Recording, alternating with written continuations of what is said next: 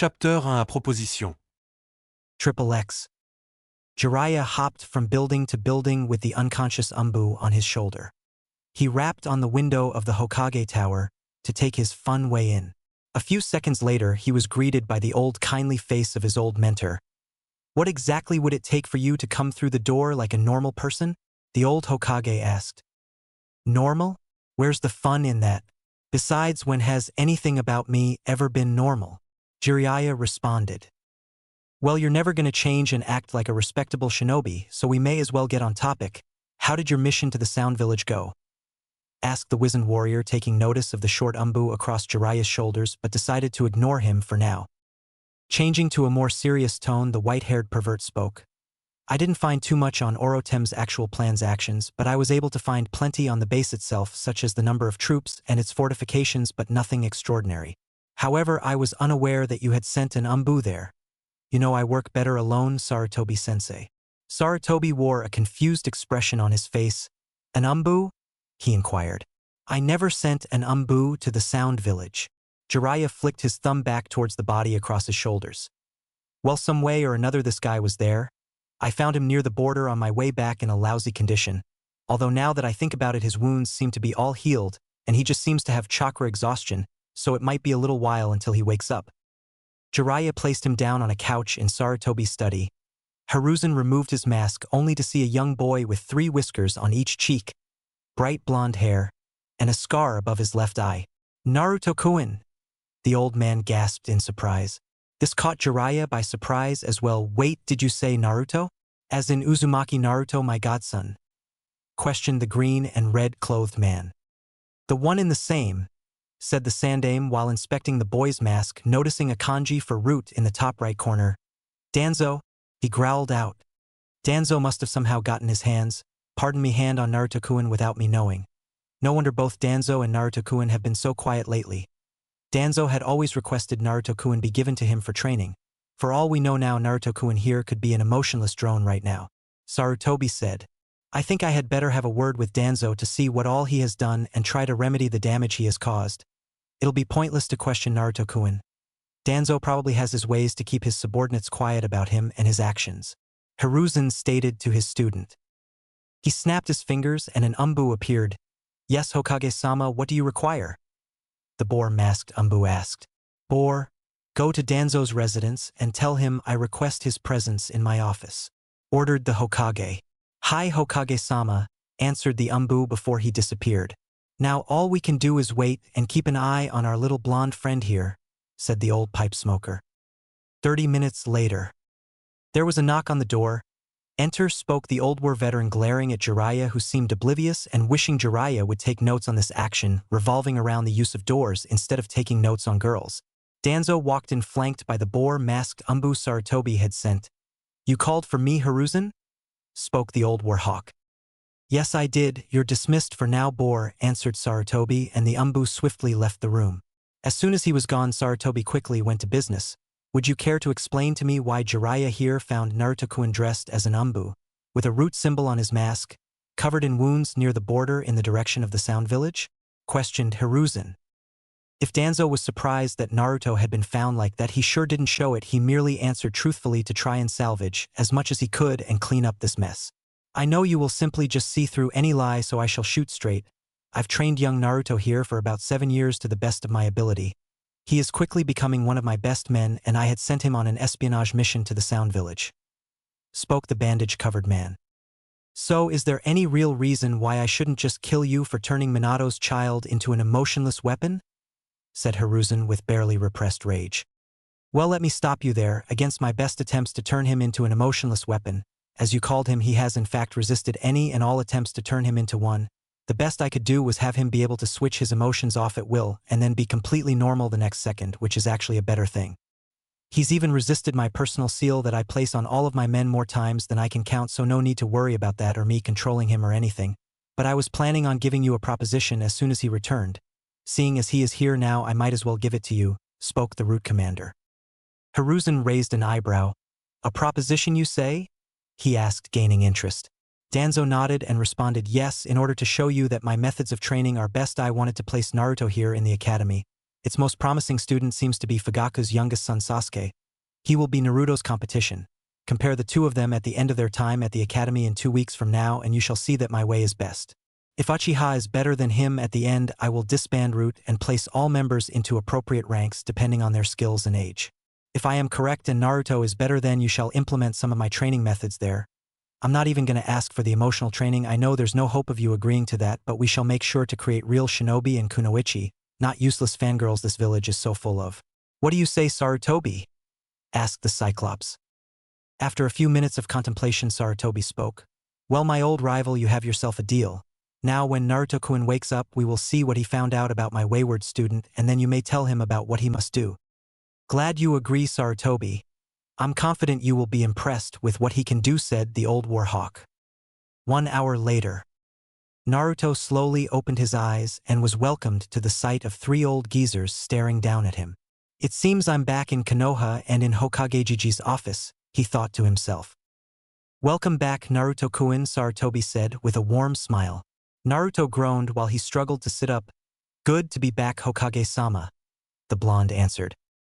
Was your mission a success? Asked Danzo, not wasting time beating around the bush.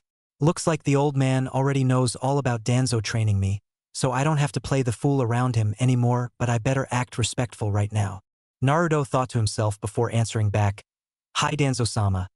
I had completed my mission without a problem until some idiot rookie blew up the information department near the time I was preparing to leave and ended up blowing my cover. Jiraiya flinched at this while Naruto continued. As I was trying to make a break for it, I was engaged by Orochimaru's elite bodyguard. Dubbed the Sound 5, I was winning and about to finish them off when I was confronted by their fight member who appeared to be their leader named Kimimaro Kagaya. All 5 of them now ganged up on me while in the stage 2 of their curse seal. I'll place everything I know about that in my official report, but anyway, after that I was getting killed and wouldn't last long as Kimimaro was there. I was almost out of chakra by then, so I was forced to use a burst of Kuchan's chakra to get away and sprint all the way to the border, and that's all I remember before things went black and then I woke up here. Stated Naruto. Both Jiraiya and the Sandaime were shocked that he could use the Kyuubi's chakra, let alone knew about it. How long have you known about the Kyuubi, and did you say Kuchan, Naruto-kun? Asked Sarutobi. For about 2 years. Oh, and yes, the Kyuubi is in fact a she. She told me what had really happened 8 years ago when she was forced to attack. In fact, she's actually quite nice, but I'll discuss more of that later, answered the Root member. The almighty Kyuubi is a girl. Both Sarutobi and Jiraiya yelled. Jiraiya waited about 3 seconds and then asked, Is she hot? All 3 other occupants in the room sweat dropped at this. Sarutobi bowed his head in shame of his student and thought to himself, 3 seconds. That's gotta be some kind of record for him. Yeah, I get that whenever I tell people, granted it's just been you 2 and Danzo that know. But that's besides the point. Back to my report. The most important thing that I learned while I was there was that both the Sound and the Sand plan to invade us during the next time the Chunin exams are being held here, which will be in about 6 months. I assume most of Suno will just be following orders of their Kazekage and superiors who has been eliminated and then impersonated by Orochimaru, said the young Jinchuriki. If the fact about the Kyuubi had surprised them, both were now quite thoroughly shocked. Naruto continued, what's worse is we can't really do anything to prove that the Kazekage isn't who he says he is without fighting him, and so the only thing we can really do is prepare for what's bound to happen. I shall give a full report on their battle plans and strategy when I submit the report, and I'll make a copy for you as well, Hokage Jiji. First thing first, I need some more rest to get over this chakra exhaustion. It's mostly gone now though. Sarutobi shook out of his stupor and replied, very well, Naruto-kun, I shall go and try to make as many adjustments to our security and fortifications as I can in preparation for this invasion until I get your report. By the way, Danzo has something to discuss with you, so I'll leave you 2 alone. Naruto nodded and waited until Jiraiya had left as well before speaking. What is it you wish to speak of, Danzo-sama? He assumed it might be another mission, so he kept his urge to make Danzo twitch by calling him Gigi in check. Yes, it's about your next assignment. You are to join the academy and show off all of your skills. I don't want you to hold back. Flaunt your power. However, don't be arrogant. I want you to show the power of Root. Just don't use the Kyuubi's power. Oh, and don't kill any of them, he added with a smirk that Naruto shared. And one more thing. Be sure to make the Uchiha look totally pathetic. Hi, Danzo-sama, it shall be done, the loyal soldier replied. Good, I have confidence that this could be your most simple mission in terms of life-threatening situations. None of them stand a chance against you, and you also seem to be very socially adept, so that shouldn't be a problem either. Then he left Naruto by himself. After a couple minutes he thought out loud. A mission where I get to show off and publicly humiliate a stuck-up clan heir, this just might be my new favorite mission. This'll be fun. One day later. Naruto was all prepped and ready for his first real day at the academy. He was wearing an outfit consisting of black umbu pants with steel-toed shoes, a dark blue muscle shirt, and black fingerless gloves with iron knuckles and guards on the top, and a wakizashi strapped across his back. He had 2 separate pouches on his back, and then 2 separate kunai/shuriken holsters on his legs, and although you couldn't really see them unless you looked closely, had a ceiling tattoo on each wrist for more shuriken/kunai. He never really cared much for fashion, just brutal efficiency. He stepped out of his apartment and then simply used Shunshin to teleport to the front of the academy building. Scattering random passerby out of the way, he walked with a gait that screamed power and deadliness while not showing a shred of arrogance. He strode in and looked around. He simply ignored all the civilian children and focused on the clan heirs. His class seemed to be full. He first spotted an Inazwaka being dropped off by a very feral-looking mother, and shortly later an Aburame who quickly went and stood off into the shadows to observe the other students. Then came in a young Hyuga who looked like she wanted to melt into her jacket rather than stand proud like all the other Hyuga were known to do. After that came in a pair of children, one with a lazy expression and another one stuffing his face with potato chips. Clearly a Nara and a Akimimichi. After that came a girl with a purple outfit and long blonde hair that came down to her, but who clearly was popular judging by the group of civilian girls that seemed to follow her around like her posse. Clearly a Yamanaka. How many blondes other than him were in Konoha? He was about to keep looking around when he stopped and looked right next to the Yamanaka and saw a bunch of neon pink hair. Talk about standing out, he thought to himself. That's like Stealth's worst enemy. What does pink hair blend with in the forest? Nothing. She is so dead when it comes to life. Moving on, he saw his target and strode like he owned the place was Uchiha Sasuke, followed by a group of his fangirls. That seemed to be all the people that mattered to him, and then proceeded to head into class. He quickly sat down at the top row in the corner to keep an eye on all that happened in the class.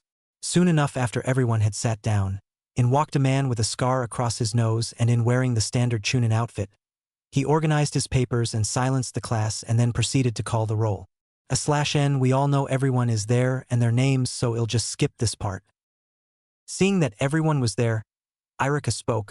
Today we have a new student in this class. He has had training elsewhere for the past 7 years, so don't worry about him getting special treatment. He's definitely good enough to be here. Please stand up, Uzumaki Naruto. Naruto stood up and looked around at the class so they could all see who he was. Just as he sat down, the class was interrupted by a certain canine's loud yells. Hey, how come he got to skip the past 4 years while we got stuck in this lame class? That's so unfair. Since when is life ever fair, Kiba? Just sit down and be quiet, Iruka said, annoyed. After that, there wasn't really any outbursts since they all knew they couldn't really do anything about it, so they all just waited until it was time to go outside and do the sparring matches and such. Iruka called the first pairing, which coincidentally for Naruto happened to be him and Sasuke. Although the fact that both of their surnames start with the letter U makes it less of a shock. Uzumaki Naruto and Uchiha Sasuke, please come to the center of the circle, please. Naruto simply walked in while Sasuke strode in while basking in the praise of his fangirls, with Ino and Sakura leading the cheer. Naruto versus Sasuke Hajime, Iruka shouted and then took a few steps back. Sasuke spoke first. This will be over in a second. This no-name loser stands no chance against an Uchiha. Naruto had simply charged and threw a right hook too fast for Sasuke to even realize he had moved in the first place. Naruto followed Sasuke as he flew out of the ring and stood over him with his wakizashi at his throat before he spoke. You're right, it was over in a second. Maybe you should spend more time fighting than speaking now. Concede, I don't feel like killing petty stuck clan heirs. All of Sasuke's fangirls were in an uproar, yelling things like, he cheated, and the like. Naruto simply stared over at them and said, how did I cheat? The match had started. It's not my fault. Sasuke team wasted time talking and expecting me to stand there and listen. Sasuke just stared at him with rage. I will never concede. You just got a lucky shot. Naruto just looked at him then replied, please define the term luck, if it even exists. Is it luck that you are just too slow to even dodge a simple punch? You should try to train more instead of preening all the time and screaming about the so-called almighty Uchiha clan. And since you refuse to concede, I guess I better just knock you out, night-night. Then proceeded to strike him on the head with the handle of his blade. Shousha Uzumaki Naruto, shouted Iruka. The rest of the fights were not even worth watching. It's not that they were important or amazing in any way, they are just academy students. Sasuke was woken up at the start of the shuriken/kunai. When it came to his turn, he managed to hit 1620 for shuriken, and then December 15th for kunai. Beat that loser, he sneered to Naruto, who just looked on impassively. When it came to Naruto, he got 20-20 on shuriken and 15 for 15 on kunai. Then just walked right past the fuming Uchiha, muttering a pathetic that only Sasuke heard. Next was jutsu. They had learned a bit about it in class, and they were asked if they knew any techniques. All the clan heirs had at least one, which they promptly showed after Sasuke finished his fire technique. He was sure that he was the best right until Naruto completely filled the arena with clones of himself and then showed that they were real. Better not do any of my elemental jutsu, I might kill a few random gawkers who want move out of the way, Naruto thought to himself. After everyone shook out of their stupor, Iruka announced it was time to head back into class. Naruto merely wondered, I have to do 2 more weeks of this. Oh well, might as well just send a shadow clone to do school while I just go out and train all day. So much for my favorite mission.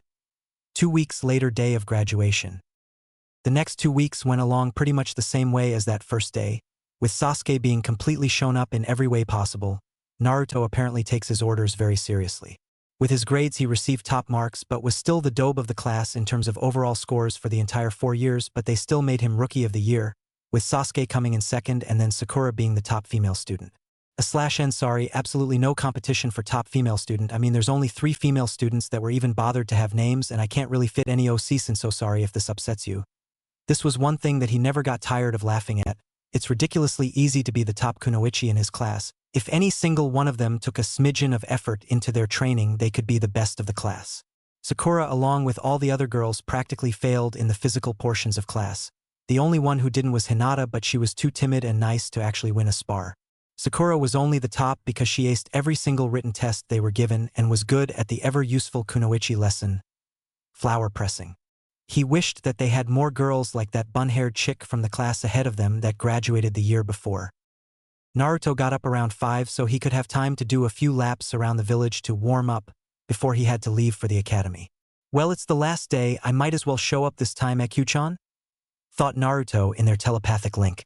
Sure, just try to make it interesting. It's just so boring in here without you going on missions where you actually get to kill. I swear I'm so glad that this academy mission doesn't last more than 2 weeks, replied the Biju. Sorry about that, Kyuchan, I can't really do any missions because I'm still doing this one, and besides it's only been 2 weeks, Blondie replied. Yeah, I've heard it all before, just put on a good show today if the fight actually lasts more than 5 seconds, said Kyubi. After finishing his laps, he arrived at the academy with about 10 minutes to spare and took his usual spot in the back corner and waited a couple of minutes for everyone else to get there. Iruka arrived and, with little success gaining their attention, decided to use scratch his nails on the chalkboard. Suffice to say, they all shut up pretty quick. Smirking, Iruka spoke. Okay, everyone, this might be your final day having me here as your teacher. You will be off doing missions and protecting the village. I am very proud to have been your sensei, and I wish you all the best of luck on your test. After that, he passed the papers around and told them to turn over the papers and begin. Naruto snorted when he read his, "Oh look, Kyuchan, I got the Umbu level test again." You'd think they would have learned after all the times they tried these 2 weeks. Wow, you humans are stupid. They still hold that petty grudge against me after all these years. They could at least do a better job at trying to fail you though, replied the 9-tailed Biju. Hey, I resent that, Naruto responded. But it's still true. After everyone had finished their tests, they all went outside to do the standard sparring against each other, then shuriken/kunai, and then the basic academy jutsu. Once again, the teachers placed the top 2 students against each other so it could be fair. Iruka read both names off the list for the umpteenth time. Uzumaki Naruto and Uchiha Sasuke, please step to the center of the ring. Try to not send him to the hospital again. He needs to finish the rest of the test today. All the guys snickered and Sasuke's eye twitched. Fine, Iruka-sensei, don't worry about it. I'll only knock him out unless for some bizarre reason he decides pull that 50-foot pull pole out of his butt and surrender before it gets that far, Naruto answered cheerfully. Sasuke growled, Don't mock me. You are a pathetic clanless loser without a bloodline. You can never be better than me. Completely oblivious to the fact that he had never so much as gotten a hit in their innumerable amount of fights. Naruto just kept staring over into the trees. Huh? Did you say something? I was busy staring over at that bird over there. Iruka spoke, exasperated. If you two are done, we can begin. Naruto versus Sasuke, Hajime. Sasuke wasn't that stupid. He knew better than to talk after the fight had started, so this time he decided to attempt to rush Naruto. He ran at a speed that to only the civilian students looked like he disappeared. Naruto lazily watched him until Sasuke aimed at his head with a spinning axe kick, which Naruto simply caught with one hand before promptly spinning and then slamming Sasuke face first onto the ground.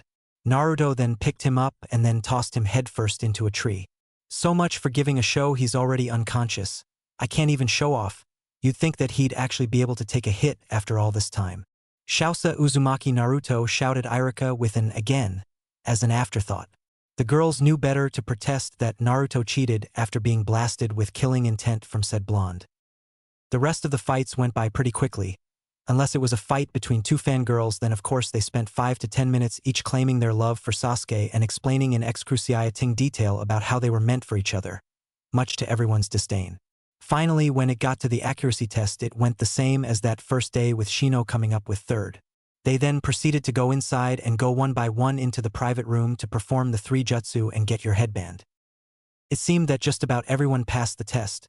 After all, only a complete and utter moron with absolutely no hope of redemption could actually fail, let alone 3 times in a row, right? Once everyone had gone, Irika cleared his throat and spoke, "Congratulations to all of you that passed. I am proud of each and every one of you. Now your journey as a ninja is just beginning. So meet here at 8:30 for your team placements." Dismissed. The next morning, as Naruto was waiting in his usual spot, for everyone else to get there, he happened to overhear a couple classmates talking about some idiotic Chunin trying to steal the forbidden jutsu scroll from the Hokage's office.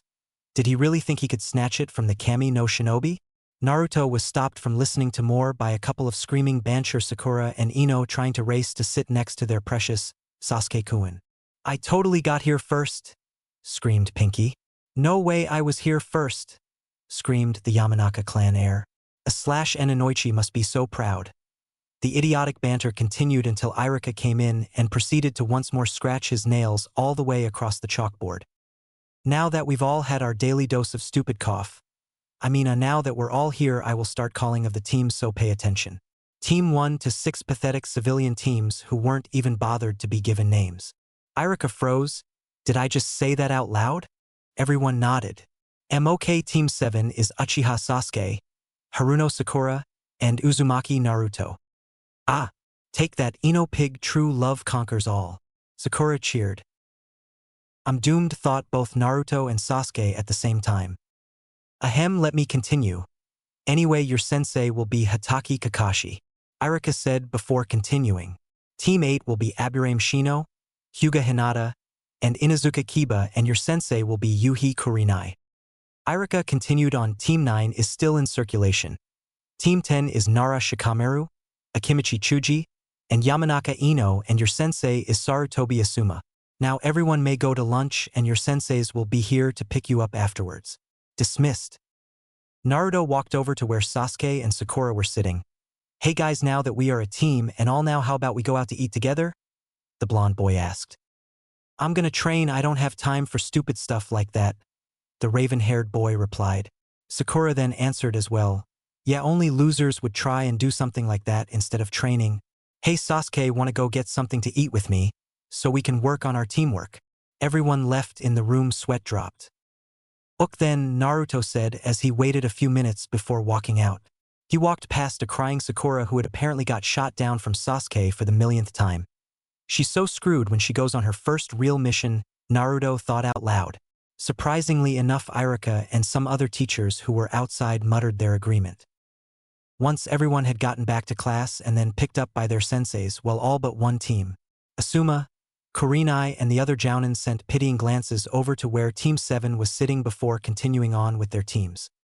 Naruto just decided to pull out a new jutsu scroll for fire jutsu that he was working on. Sasuke continued his favorite pastime. Watching the paint peel while brooding, Sakura continued going back and forth between fuming and pacing, and then back to just staring/drooling at Sasuke. 3 hours later, a certain silver-haired Jounin walked in. "Team 7? he asked, already knowing the answer. "You're late," screeched the fangirl. Everyone but Naruto winced at the screeching. He knew to start wearing earplugs now that Sakura was on his team. "Good thing, huh?" Naruto just stared impassively at him, going through the information in his mind. he had on him and then sizing him up. My first impression of you, well, Pinky's annoying. Duckbutt is boring. Batty Blondie is actually using his time correctly, so I like one of you. Can you guess who? Asked the Cyclops. Meet me up on the roof in 5 minutes. Don't be late, Johnny. Hypocrite was the universal thought in the room. Naruto just shined up to the roof, much to Sasuke's annoyance and Sakura's confusion. Kakashi was sitting there for only about a second or two before he saw Naruto appear in a puff of smoke. So he already knows Shunshin, huh? I wonder how strong he really is if he's been trained by someone like Danzo for 7 years. I shouldn't underestimate him. Well, good for you, Naruto, you got here first, and your prize is more waiting for people. Isn't this great? The masked Jounin asked with an eye smile. Naruto just stared at him. That eye smile was creeping him out, before sitting down. That's not even worth responding to. 5 minutes later, Sasuke and a breathing hard Sakura walked up the stairs. Why are you breathing so hard? Haven't you actually trained before? Questioned the Jinchuriki. Sakura twitched and said, Of course I have. Naruto smirked. Stalking Sasuke doesn't count. Said Uchiha, and Kakashi cringed. Sakura grinned sheepishly. Well, I thought about it. Useless fangirl, all 3 guys muttered before getting comfortable. Well then, now that we are all here, let's introduce ourselves. Let's say our name, likes, dislikes, and dreams for the future. The Copynin stated. What do you mean, sensei? How about you show us how it's done, replied Sakura. What is there not to understand? He just told us what to do in the most simple way possible, Naruto said while groaning. Here, let me show you if you're too stupid to do it. /n sorry if I'm bashing Sakura too much, but it's just so much fun. My name is Uzumaki Naruto. I like learning new jutsu, training, and giving a good butt whoopin' to someone who deserves it. I dislike arrogant jerks who think they're king of the world, fangirls, people who underestimate me, and people who can't tell the difference between the jailer and the prisoner.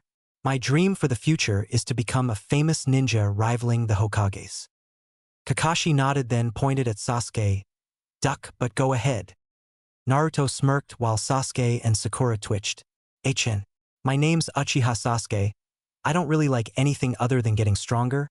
I dislike useless people, and I don't have a dream, but I have a goal, and it is to kill a certain man. Sakura stared at him with stars in her eyes, as if he was the most awesome person in existence, while Kakashi sighed while Naruto snorted before speaking. Please, do you really think you can ever stand chance against someone like Itachi? He was an Umbu at our age, while you are just a genin. You can't expect to kill him unless he has some freaky incurable illness, and if he was actually letting you kill him. /n highly improbable, right? Sasuke turned to him in a rage. Shut up, dobe. But before he could continue on, Kakashi silenced him. Anyway, it's Pinky the fangirl's turn now. Sakura shook out of her thoughts, wondering who Itachi was, and then started, Well, my name is Haruno Sakura. My likes are, well, the person I like is, looks at Sasuke and blushes. My dislikes are Ino Pig, and my dream for the future is, looks at Sasuke and blushes heavier. You just imagined yourself and Sasuke team surrounded by pink-haired kids, didn't you? Naruto questioned before Sakura turned away to hide her blush, and Sasuke cringed again. Kakashi just sighed harder than the last time before speaking. Okay, well, meet me tomorrow at Training Ground 7 at 5 am, so we can have our real graduation test. Sakura screeched. What real graduation test? We already took our test at the academy. Naruto groaned before responding. Do you really think that that test was our final test before we became shinobi? How in the crap did you get the top scores in academics? That test was just to take out all of the hopeless cases, but apparently it forgot one, or the academy's standards are really that low. Sakura twitched and was about to do something before Kakashi interrupted them. That's correct, Naruto. Now make sure you don't eat anything, otherwise you'll puke, Johnny. Naruto looked to both of his teammates and then spoke. We should come up with some sort of strategy for tomorrow. He's a seasoned jounin, so we have no chance at beating whatever he has in store for us if we go it alone. I don't like this any more than you do, but I'm willing to put aside my differences for the good of the team. So are you guys in? Sasuke thought for a millisecond, and then responded, Please, I am an Uchiha. The only one who can defeat an Uchiha is an Uchiha. I don't need your help. Sakura chimed in. Yeah, he doesn't need any of your help, you'll just slow him down. Naruto sighed. Really, Sasuke? Do you not remember any of the times I defeated you? And I'm pretty dang sure I'm not an Uchiha. And Sakura, look who's talking, you're the weakest link, you'll die on your first real mission, and to top it all off, you haven't even trained a day in your life. Sakura just ignored his words, as she had all the other times she heard it from Irika and their other teachers. Sasuke actually chimed in this time. Uzumaki is actually right.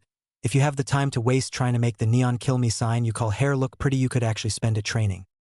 Sakura actually heard him this time and then promptly went into the fetal position and burst into tears. So useless, both Sasuke and Naruto thought before leaving. The next morning Naruto arrived at the training field to see both Sasuke and Sakura there already. He walked up, and he saw Sakura pestering Sasuke for a date every 2 seconds. Apparently Sasuke's words had little to no effect on her. He then heard both of their stomachs grumbling and then he smirked. You two actually didn't eat? Are you really that dumb? We need food to have energy for whatever sensei has planned. What good are you starving? Well, to Sakura it makes no difference, and I expected this. Sasuke, come on, don't tell me the almighty Uchiha fell for it too? Oh well, sensei won't be here for at least another 3 hours, so I might as well make use of my time. After that, Naruto then started performing his katas for both taijutsu and kenjutsu while Sasuke and Sakura were still looking down in embarrassment. 3 hours later, on the dot, Kakashi showed up. Sakura was about to use her inhuman lungs to scream about how he was late before she fell to her knees from the killing intent released by Naruto. Don't you dare start screeching again. I didn't bring my earplugs, and I don't feel like having to hear your annoying voice right now. I'm okay then. Well, now that I'm here we can begin. As he pulled out 2 bells. Your objective is to get these bells from me before noon. This test has a 66% of failure, so you guys will probably fail. Ready? Begin, Kakashi stated before all 3 genin disappeared. Naruto was hiding behind a group of trees, scanning the forest for his 2 teammates. He quickly spotted Sakura hiding under a bush. Geez, how on earth did she get the top scores in the class again? That's the dumbest thing I've ever seen. She's wearing bright red and has neon pink hair. Seriously, who does that? He shined over to where she was and proceeded to cover her mouth before she started her screeching. Sakura, it's only me, Naruto. Just stay calm and shut up, he whispered. Sakura nodded, and then Naruto released her and then continued, I'll say the same thing I told you yesterday. The only way we can manage to get the 2 bells is if we work together. I don't exactly feel like going against an elite jounin like Kakashi and then getting sent back to the academy right now, do you? So are you in or out? Sakura pondered this for a second before responding in her usual screeching voice, No way. I don't want your help. Besides, Sasuke-kun will save me if something happens to me. Naruto groaned and then hissed, You moron, you just gave away our posit. Well, you rejected working as a team, Sakura, and then you gave away you and your comrade's position. I don't think you're getting any points for teamwork. But let's begin. Lesson 1, Genjutsu. Megan. Hell viewing technique, Kakashi said while reading his book atop a tree branch. Naruto quickly dispelled the illusion but cringed when he heard Sakura start screaming. Okay, this is just really sad. Why oh why couldn't I get a useful kunoichi teammate? The blonde Jinchuriki said, shaking his head before looking at Kakashi and speaking. Don't worry, I'll be back to face you and take those bells. I just want to see if I'll have better luck with my other teammate first. Have fun with your book. Kakashi smiled and then waved. K, good luck. I'm glad someone has the right idea. I mean, what kind of moron would attack a jounin head-on without any kind plan or surprise? Probably the kind that wears bright orange and screams about becoming Hokage while dreaming about ramen. But I'm so glad we don't have any of those around here, Naruto said before using a body flicker to go where he saw Sasuke. Naruto appeared right in front of Sasuke, making him jump. Well, at least he didn't scream, although that could have been some good blackmail. Oh well, let's see if I have better luck this time. What do you want, Uzumaki? Sasuke whispered. The same thing I wanted yesterday, team, for us to work together against the old Cyclops. I can't beat him by myself, and if all our fights were any indication, you know you are worse than me by a lot, so you know you don't stand any kind of chance against him. So if we work together, we have a slightly better chance of getting the bells, the root member stated. Sasuke didn't even bother thinking about it before responding in typical Uchiha style. No way, I am an Uchiha elite. He has no chance against a prodigy like me. Do you even know who we are fighting? He's the Sharingan no Kakashi. He was graduated at 5, Chunin at 6, and then became a jounin at 13, while you're only a genin at 12. He's the prime example for prodigies everywhere. So let me just tell you that you have even worse chance than I do. So are you gonna come or not? Kakashi was standing above them in a tree listening to their conversation, hiding his chakra signature and making sure he wouldn't be seen. How does he know about all that?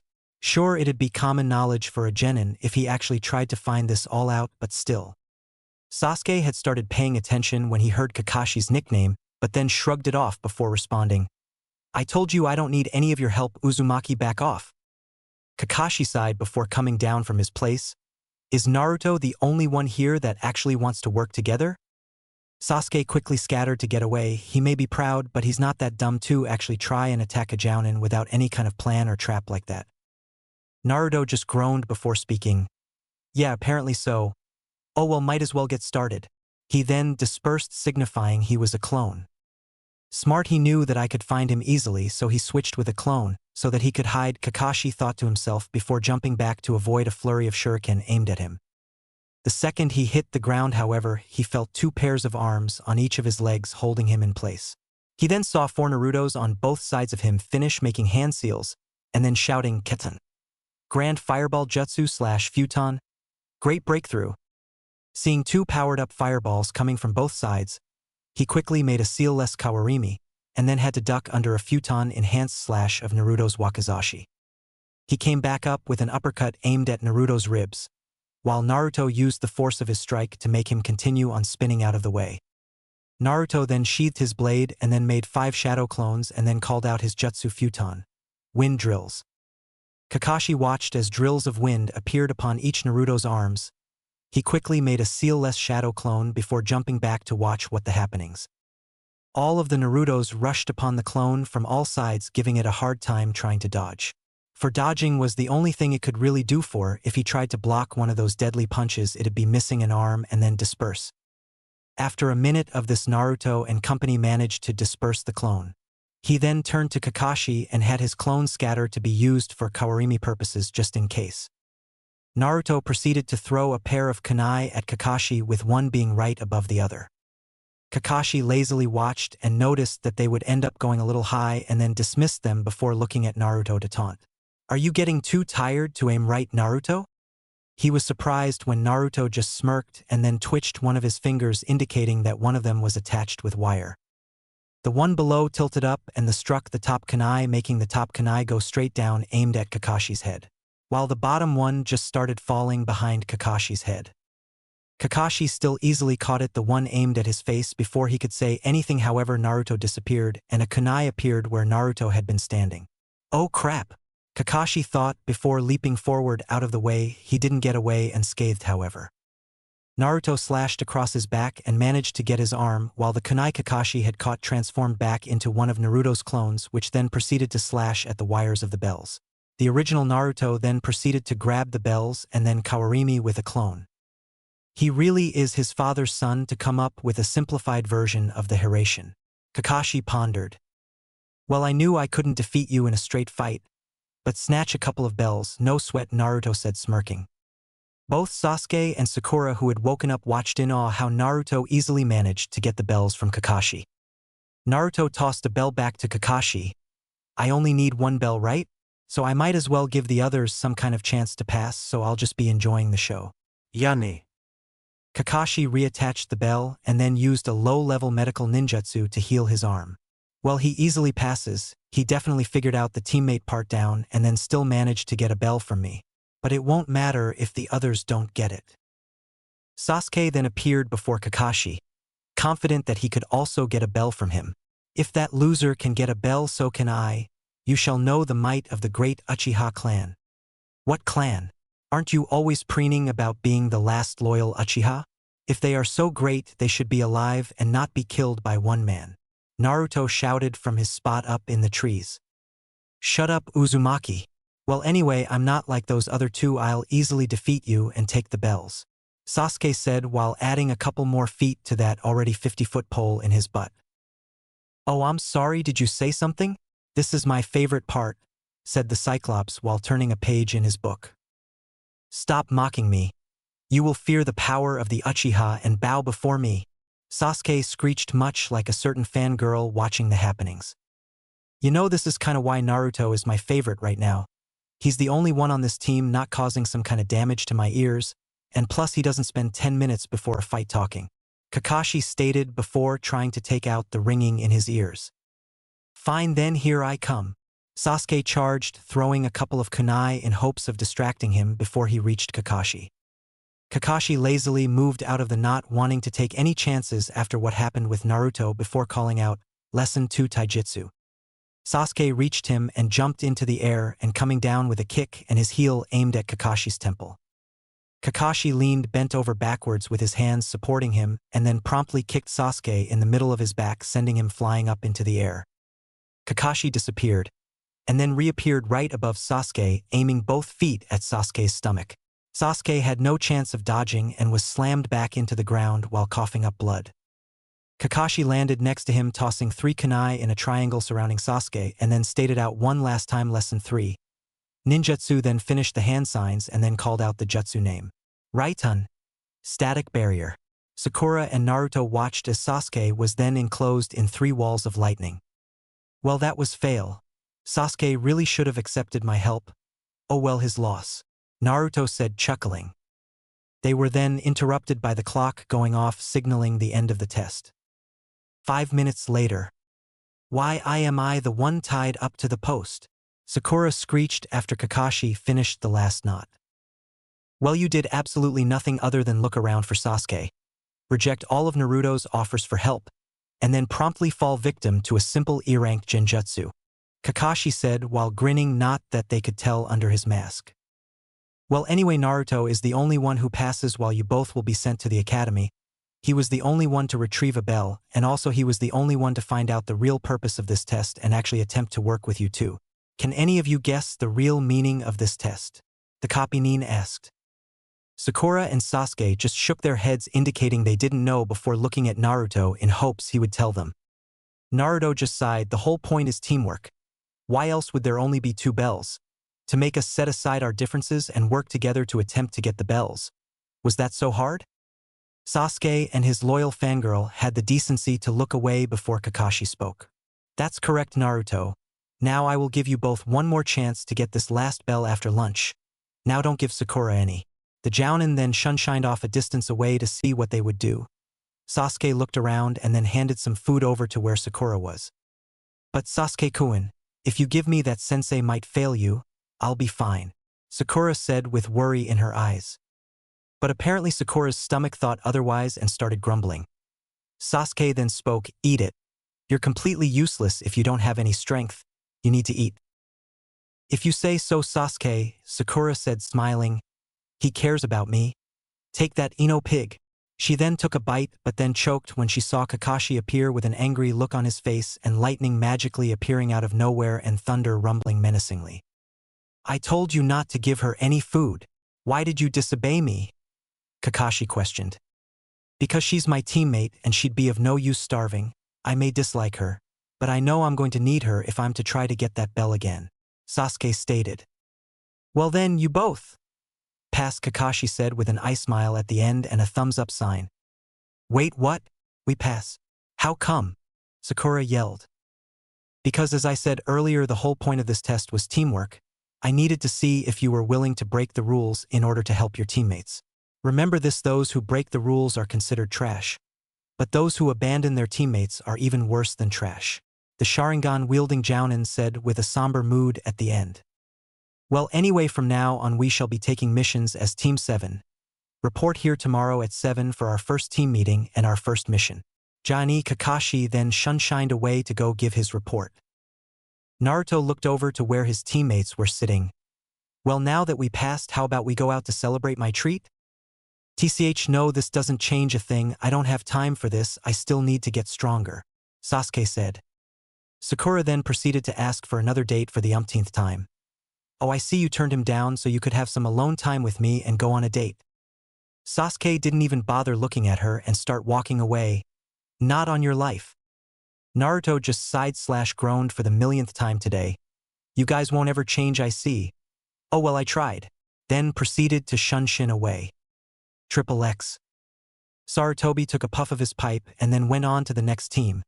Since Kakashi as usual isn't here yet, let's let Kurenai go next. Kurenai stepped up and then stated, Team 8 passed. Sarutobi nodded, expecting this, and then went onto Asuma's team.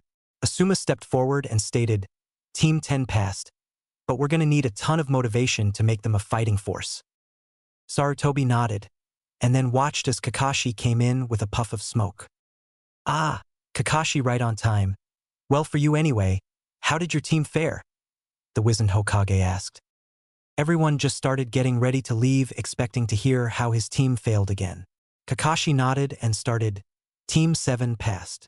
This caused most of the Jounin to start yelling Kai in earnest, thinking this was all a lie. Kakashi faked hurt. Oh, come on, this isn't that big of a shock, is it? I'm not some kind of lazy sensei who fails people for the fun of it, so I don't have to work. Everyone just rolled their eyes disbelievingly. Well, that will be all then. Send the written reports in sometime tomorrow. Dismissed. Sarutobi called out, watching the Jounin leave the room. You may come out now, Danzo, said the Sandame. Danzo stepped out from the shadows and then spoke. Well, it seems I win my little wager. And I'm sure you've seen the real gap of differences between Naruto and Sasuke by now. So it's an ideal time for you to keep your end of the bargain before classes start up again. Sarutobi nodded before answering, Yes, I will keep it after watching the fights of our so-called kunoichi. In the graduation test, I believe for sure that we need to make some serious changes to our curriculum. Good, well, I'll be off then. Here's the list of changes that you must go through before submitting. Enjoy the paperwork, Danzo said with a smirk. Hiruzen cringed when he saw the large stack of papers placed before him. I bet you're so loving that Tobirama-sensei didn't pick you for Hokage right now. I sure am. Enjoy, said the mummy-looking man before walking out. The next morning Naruto got there at the training grounds at 6 o'clock and then proceeded to start training with his jutsu until his teammates arrived, so they wouldn't see all of his tricks. After his teammates got there, Sasuke proceeded to brood and Sakura sat as close to Sasuke as possible without actually touching him and just staring at him. Again. Naruto just started his physical training with his clones off in the forest, still working on more jutsu from the scrolls given to him by Danzo. 3 hours later. Yo, said Kakashi with a wave. Sakura went up to yell at Kakashi, but no sound came out. They all looked around in confusion until they saw Naruto smirking while having a hand in a half-tiger seal. Yeah, I kinda put a silencing seal on her that's remote activated, pretty handy, right? Naruto said with a grin. Very, very handy, Naruto. Now I don't have to worry so much about hearing loss, the silver-haired Jounin said with an eye smile. Sasuke muttered his agreement while Sakura was fuming. Well, anyway, now that we're all here, we may go to the Hokage's office for our first mission. Let's head out, Kakashi stated before starting to walk in that direction. Sakura and Sasuke started following him while Naruto, having heard about the D-rank missions, made a shadow clone and sent it after them while he decided to continue training. Have fun, guys. I just hope I put enough chakra into that clone. I don't want him getting destroyed or anything that'd be bad, Naruto thought to himself, chuckling. 3 weeks later. Naruto clone and company were standing inside the mission room, having just turned in their last mission and awaiting their next one. Well, let's see, we have painting some fences, babysitting, ooh, and cleaning out the Inuzuka kennels again, Irika said with a pitying look at the genin. Sakura couldn't take it anymore and yelled out, That is it! No more of these D-rank missions. We need something that challenges us. How else are we going to improve? How about training for once? Naruto muttered while everyone chuckled. Now, you three are only newly promoted genin. You have to get more experience before you can do anything for real. You aren't ready yet, Irika stated. No offense, Irika, but how exactly is cleaning kennels experience for real missions? I mean, I can understand babysitting and chasing Tora, because those can be attributed to guarding a client and then chasing down a target, but still we could have done all of these in the academy. When are you guys going to finish changing this up? Naruto asked, keeping his frustrated emotions restrained. Well, those are to build teamwork, of course. You need to learn to split tasks and such, and we are still working on that, but it takes time, Irika said matter-of-factly. Teamwork? Do you see who I have to work with? These two won't work with me even if it saved their lives, Naruto said while shaking his head. Well then, that's why we should keep on giving you these then. You just sealed your own fate, one of the other mission givers said with a smirk. Now, I believe Team 7 has made a good enough point. It seems that these D-rank missions aren't enough for them to put aside their differences and work as a team. Maybe a C rank will suffice to help them out, said Sarutobi. Yes, finally, cheered Sakura while Naruto and Sasuke smirked. Kakashi just groaned inwardly. He would actually have to do some work now. All right, send in Tazuna, Sarutobi called out. In walked an old man holding a bottle of booze and smelling worse than the bottle. Your mission is to guard Tazuna here to his country in Nami no Kuni, and then guard him until he has completed building his bridge, Hiruzen said while reading off the mission scroll. This group of brats are the ones going to protect me? The blonde one actually looks ready. Armed to the teeth as he is, but what kind of brain-damaged idiot tries to be a ninja while having pink hair? Tazuna questioned while slurring his words. Everyone but Sakura started chuckling, and Kakashi restrained Sakura to prevent her from harming the old man, who was probably the only person Sakura could actually win a fight against. All right, everyone, meet me at the front gate in 20 minutes so we can leave. Don't be late now, later, said Kakashi. All Naruto had to do to get ready was place his food and extra clothes into a sealing scroll, and he was all set to go. He placed a bunch of clones back to the training ground to continue practicing Fuinjutsu, among other things. He actually had been taking to it really easily. Danzo had insisted that he try it a couple years ago, and since then Naruto had been creating tons of new seals and been getting better at it. Naruto was the last one to arrive at the gate, and he was shocked to see Kakashi there already and started yelling out "Kai" over and over, but Kakashi just scratched the back of his head, and I smiled. Don't you know how rude it is to be late, Naruto? I'm sorry guys, I got lost on the road of life, Naruto said with a smirk. Ah, touché, Kakashi said with an eye smile. Alright guys, now that Naruto has arrived, we may leave, form up, and let's go. Hi sensei, the three replied. Naruto was in front with Sakura and Sasuke on both sides, Kakashi in the back and Tazuna in the center. After a few hours of walking, Naruto spotted a puddle, which was odd since it hadn't rained in a while, and then reasoned it was enemy shinobi. He glanced at Kakashi, who nodded, and then made hand signals behind his back so that Sasuke and Sakura could be aware. They then nodded as well. A few seconds after they had passed by the puddle, the two mercenaries rose up and then wrapped around Kakashi with their chains, ripping him apart. Only Tazuna was surprised by this. To the three squad mates, this was all a part of the plan. Sakura and Sasuke quickly stood in front of Tazuna, while Naruto drew his blade and charged and created a sealless shadow clone. They both charged before blurring out of existence. Both of the Chunin had their eyes widened in surprise, before that had their hearts pierced through with a futon-enhanced blade. Don't you think that was a bit much, Naruto? Kakashi questioned from his spot up on a tree branch. Yeah, you didn't have to kill them, Sakura screeched. Darn, didn't make the seal work in time, oh well. Well, it's better than them having a chance of escaping. Besides, we already got the information we needed.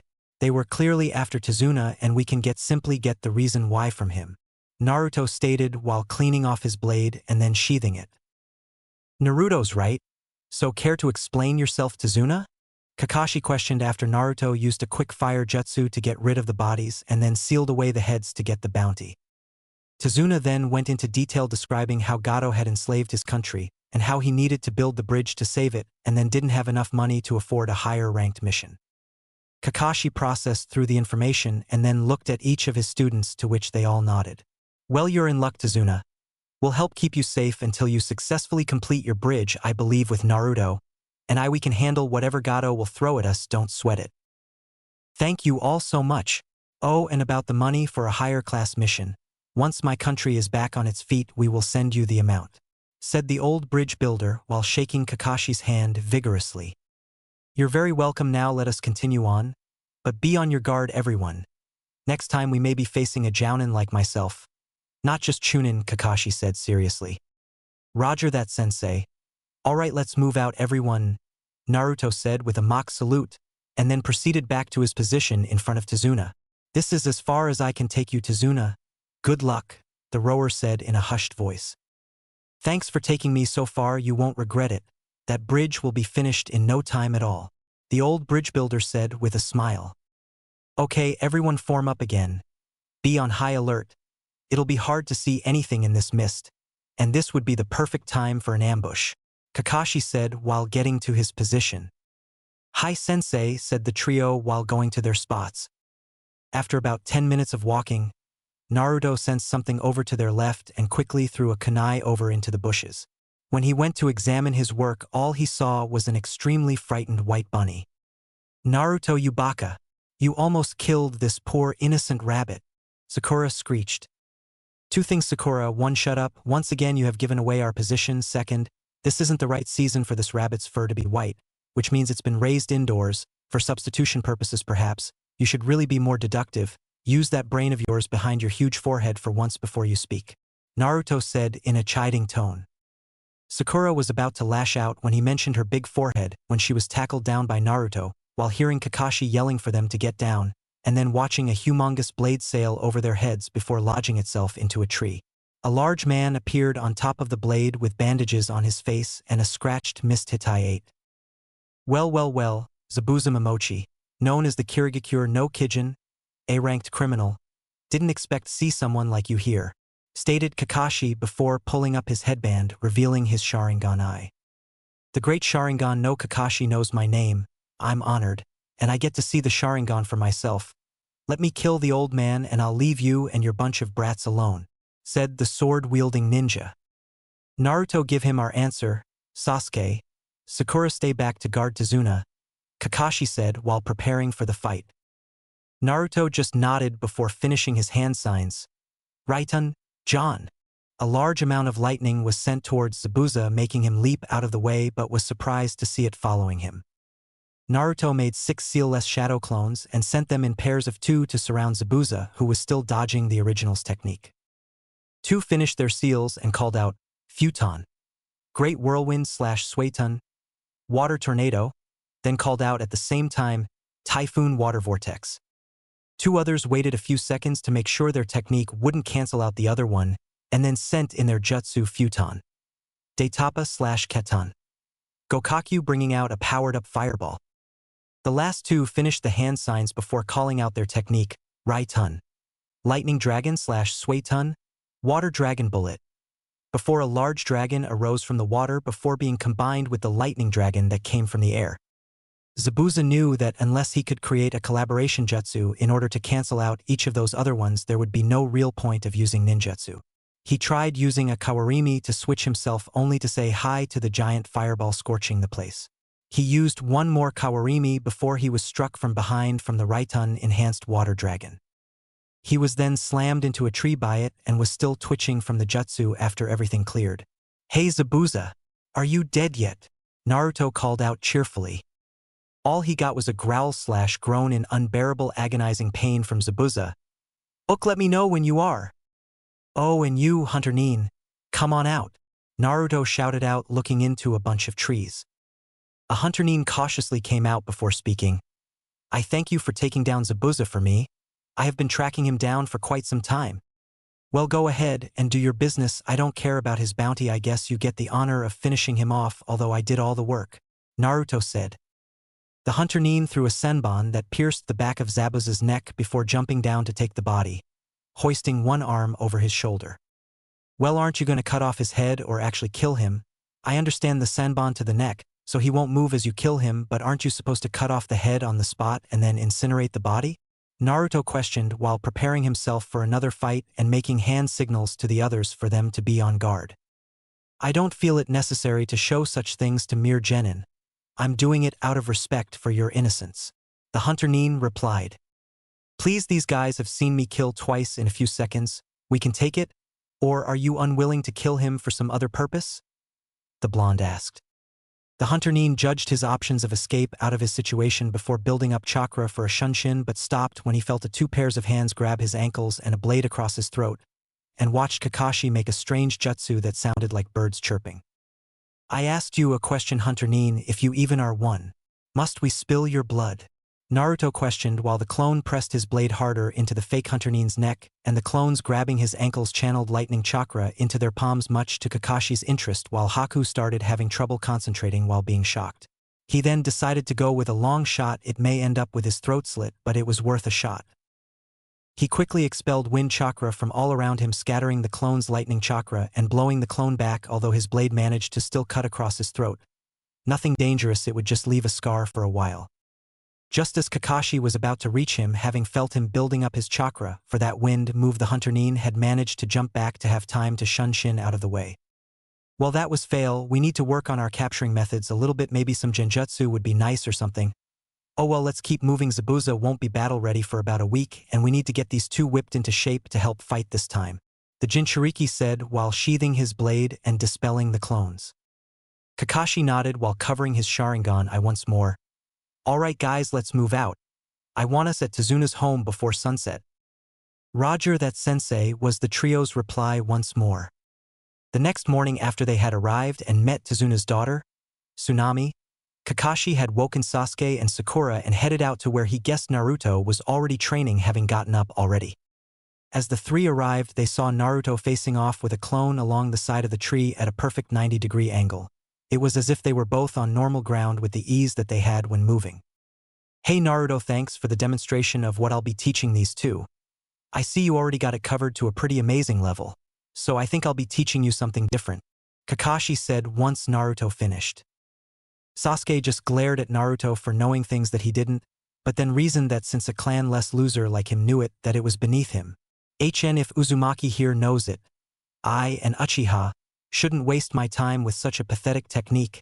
I demand you to teach me something better. Kakashi and Naruto just looked at each other and sweat dropped before Naruto spoke. What makes you think that you being an Uchiha makes you so special? Shouldn't it be a bad thing that you're the only one of your clan left? I mean, it must have been a pretty weak clan to have every single member but you killed in one night by a teenager. Sasuke fumed and was about to charge when Naruto in a blur of speed was behind him with a kunai at his neck. You know, I'm pretty sick of your attitude. All the civilians and a bunch of those civilian-born shinobi may think that you're hot stuff because of your name, but you know what? Your name means absolutely nothing on a mission when people are willing to kill you, and it means even less to me. I don't give respect for your family. Hell, I don't even respect a single member of your family except Itachi, who did us all a favor by killing those arrogant pricks who think they are all above us because they've had a leg up above most normal people. Naruto silenced Sakura with a glare right when he assumed that she would try to interject and then continued, if you think that you can order me or Kakashi around like you tried to do, you've got another thing coming. You need a major lesson in respect, and I'll be most delighted to teach. Now go concentrate chakra to your feet and climb up the tree and use a kunai to mark your progress. Skedaddle. Naruto promptly kicked him forward while tossing him the kunai. Then he and Kakashi shunshined a distance away to practice. Well, nice speech, and I probably would have done something similar if it was my style, Kakashi said while giving a thumbs up. More like too lazy, Naruto thought to himself. Kakashi continued, well, I believe that you have a sufficient concept of teamwork. Well, more than Sasuke ever will. So I'll be teaching you a very special technique of mine. It's my only original jutsu that I created myself. It's called the Chidori, Naruto said simply. What, how did you know? Kakashi asked, his single visible eye raised. Well, you're like a legend in Root, and Chidori is like your signature move, and then there's your even more beastly move, the Raikiri. It wasn't that hard to figure out, really. The Root member replied. Well, then I see you already have the basics of lightning manipulation down, so this should be simple then. The hand signs are ox, rabbit, monkey, and… Kakashi then went in depth of the concepts of the jutsu and then went to the drawbacks. There are two drawbacks to this technique. One is the large amount of chakra that is needed to perform it, but that isn't really a problem for someone with your reserves. The second is the most vexing problem, and that is the tunnel vision given with the technique. Because you are moving so fast, it's hard to see all the details, such as an enemy counterattacking. That's why it's a perfect combination with the Sharingan. So we'll see if we can find some way to work around it. Kakashi finished while in a thinking pose. Well, it's a good thing I have the Sharingan already then, Naruto replied while showing two Sharingan eyes with 3 tomos in each. You have the Sharingan, Kakashi yelled. Well, yeah, obviously.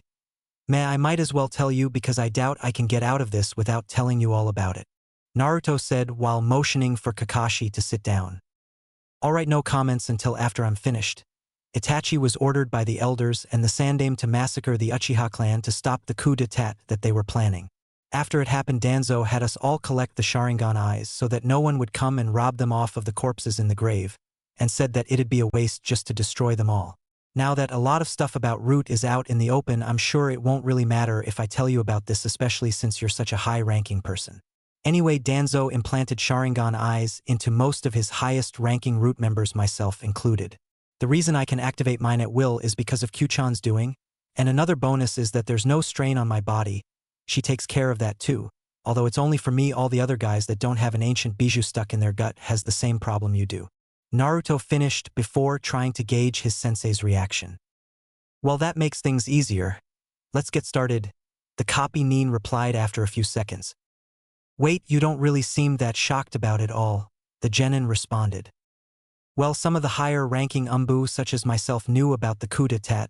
We just didn't know that Itachi was ordered to get rid of them all.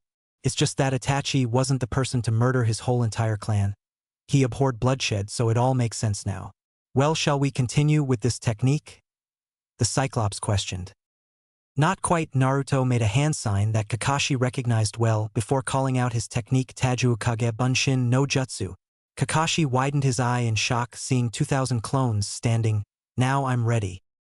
Well, get to it, then I'll go check in on the other two to see how they are doing, Kakashi said before body flickering away. 1 day later. You know, that's really unfair, only 1 day and you're already finished with it, and without hand signs no less. It's like you don't even need the Sharingan to copy a technique. If you do this you can master it instead of just copying it.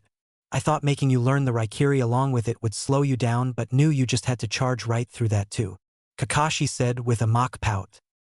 Naruto just looked sheepish before responding. Well, that's the beauty of having shadow clones help you train. You got any more awesome jutsu to teach me, so I can break some more records?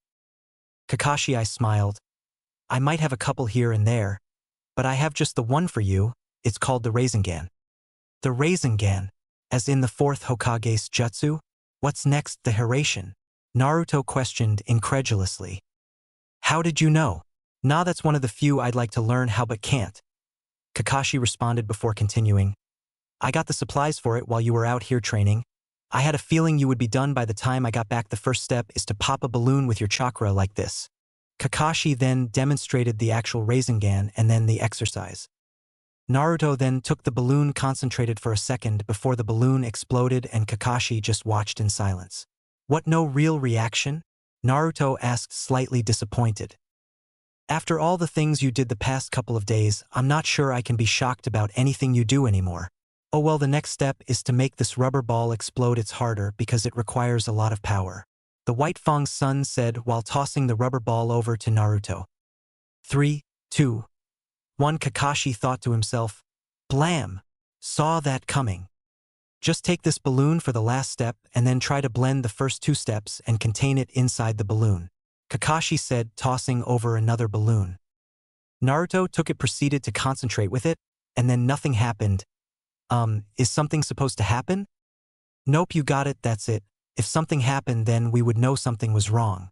Well, the only thing left to do for you is to start trying to make it bigger and then combine your elements into the Rasengan. You've already completed the manipulation training for fire, wind, and lightning, so you better start there. Have fun. Kakashi then left to go and check on the work at the bridge. That night, after everyone had regrouped, Naruto heard from Sakura that Sasuke had yet to complete it while she bragged about already getting it on her first try and that she had such amazing chakra control. Naruto simply replied, it's very easy to have good chakra control when you have so little chakra, and it makes you get tired in about 10 minutes. I'm guessing that's why you only have a couple scratches on you and tears in your clothes. You probably just spent most of the time ogling Sasuke, all hot and sweaty, looking so dreamy, shirtless. Sakura then passed out from a nosebleed. While that was pathetic, I even had more material, and yet she always yelled at Kiba about being a pervert, and now look at her, Naruto said while shaking his head. Naruto, I'm disappointed in you. You didn't warn me. I could have taken a photo for proof, and what's worse is I got blood in my food now, Kakashi said with a mock pout. Naruto was about to respond when he was interrupted by the little shrimp that lived there. Why do you guys even bother training or even staying here? Gato will just kill you all. You can't beat him. You make Gato seem like some big bad boogeyman. He's just some rich short dude that has his henchmen do all of the work for him. We just beat an A-rank missing Nin, and unless old Shorty has a couple more of those in his back pocket, we won't be having much of a problem, Naruto said while taking a sip of his drink, not even bothering to look at the gaki. No more life-changing speeches for today. I'm too tired to get all inspired. The gaki's not worth it, Kakashi said with a yawn. What did you call me? Inari screeched, much like a certain Pinky laying on the ground. He called you a gaki. Gaki. Why don't you just run along and go back to demoralizing the populace while the big boys and girls go kill some people? We don't need two useless wastes of space that spend all day crying. The blonde replied, thinking of his teammate. Harsh maybe, Tazuna questioned. Nah, pain makes him stronger, besides it's true and I really hate useless people, so I may be a bit biased when it comes to these things. The Kenjutsu user replied. A bit? Was the universal thought in the room. Well, I'm gonna go train laters, Naruto said while strapping on his gear and heading out.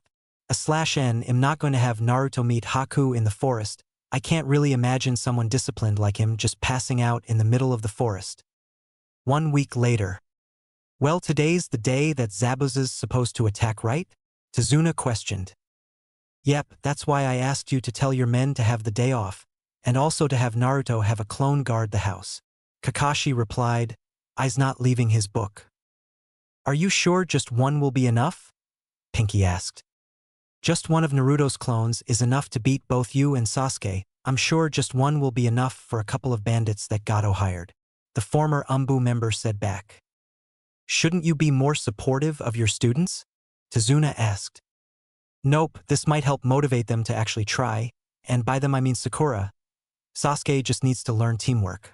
Oh, and to stop being emo, that'd be great, Kakashi said while turning another page. Glad to know my purpose to you, Kakashi, to make them better? Naruto said with a faux pout. Yep, thanks for the help, Kakashi replied with an eye smile. Yeah, don't sweat it. I hate having useless teammates more than you do, carry on, Naruto said in a chipper voice. After walking a bit further, they started traveling across the bridge.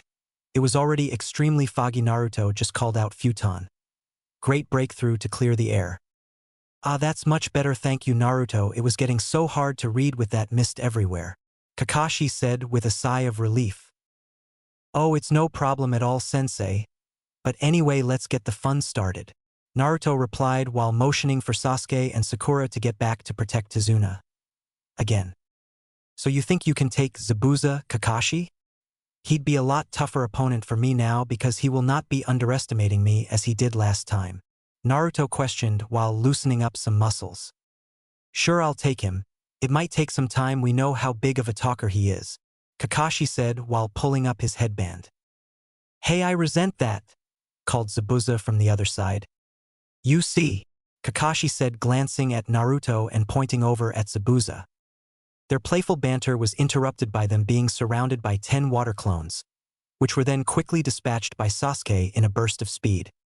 Very good, Sasuke team, now go back to your spot to guard the old guy, Naruto ordered, annoyed that Sasuke felt the need to try and show off. Sasuke begrudgingly headed back but was forced to dodge off to the side to avoid a flurry of senbon.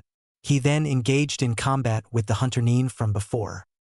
And that's why I told you to stay back, Naruto yelled out. After watching Sasuke get caught in some ice mirrors, he decided it was time to step in. He quickly made a sealless shadow clone and then used their favorite combination attack. After this week of training, he didn't even need to use hand signs for it anymore. They both simultaneously called out futon. Great breakthrough / katon. Grand fireball jutsu. The combined force easily tore through the one side of mirrors that Naruto was facing. Looking inside, he saw a porcupine.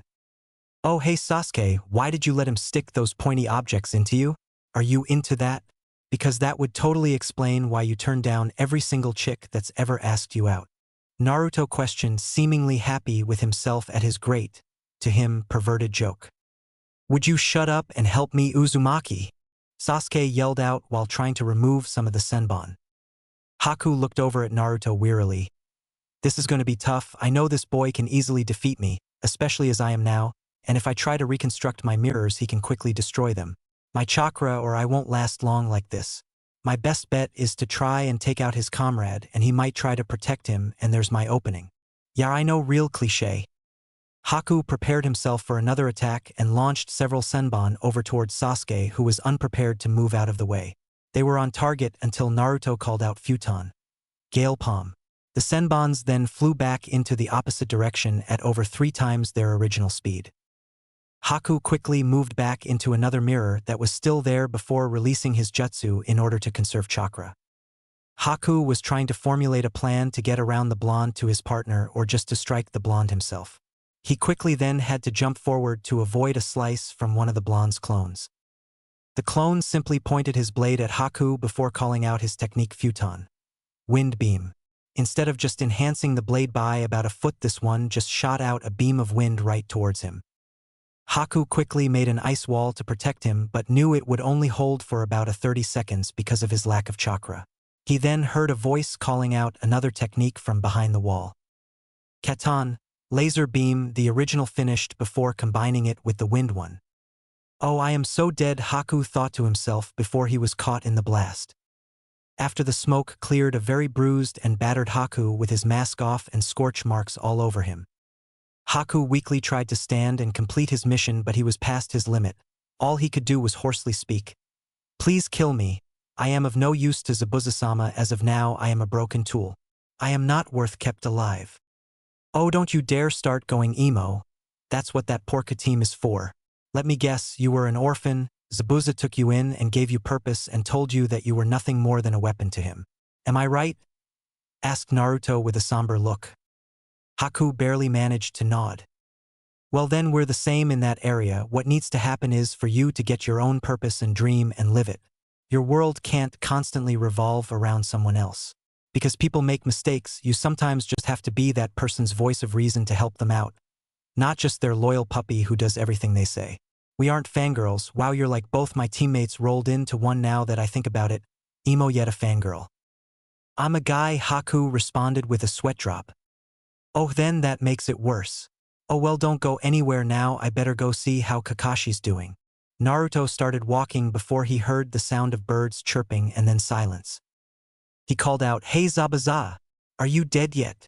Silence. Okay, have fun in the hot place. Body flickering over to Kakashi, he saw him pulling down his Sharingan and then resting up for a sec. He then heard the sound of a cane tapping across the cement. Well, looks like you guys were too much for this so-called Kirigakure no Kijin.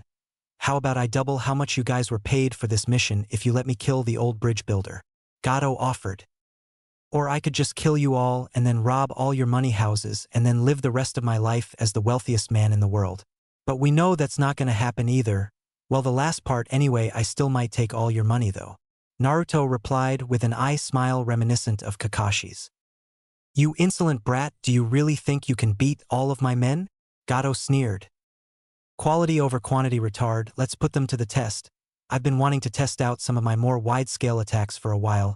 This is the perfect opportunity. He quickly made a shadow clone and then they both performed their hand seals.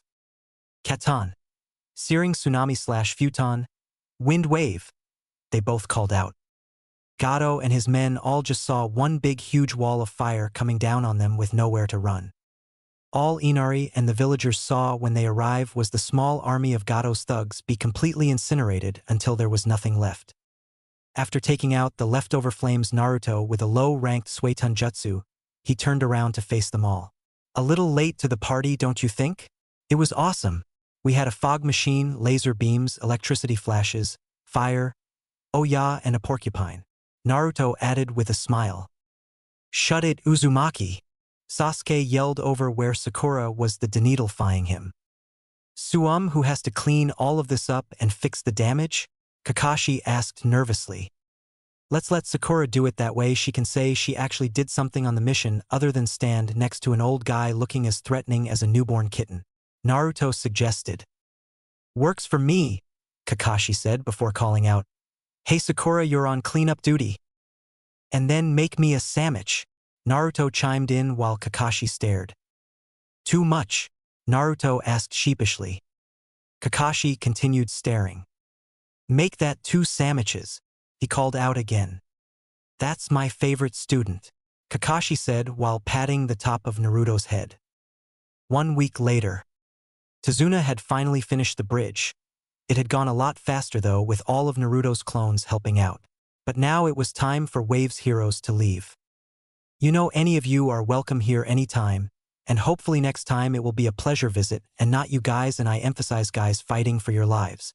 Tazuna said with a playful grin looking at Sakura. Don't worry, we'll pay a visit or two around here soon. You guys take care now, you hear, you two gaki. Naruto said with a smirk at the end, looking at Inari. They then started to leave before Inari called out, "Hey, the bridge isn't completed yet, we still have to name it." "That's right, how about the amazing Sasuke-kun bridge?" Sakura tried. Everyone just stared at her before they all started booing and jeering, much to Sasuke's chagrin. "Well, that was shot down pretty quick," Naruto said with a smirk. "How about the Great Naruto Bridge?" Inari tried. The crowd just started cheering.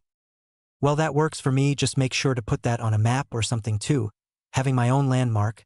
This'll be fun, next thing you know they'll be selling Naruto bobbleheads to the people who cross it," Naruto said happily while imagining all the cool stuff that could happen. Sasuke just glared at him while Naruto gave him a nice guy pose similar to guys minus the whole green spandex and the pythons he calls eyebrows. 2 months later. Hatake Kakashi nominate all three for the Chunin exam. The room exploded in whisperings. /n, what an oxymoron, and if you don't know what that means, look it up.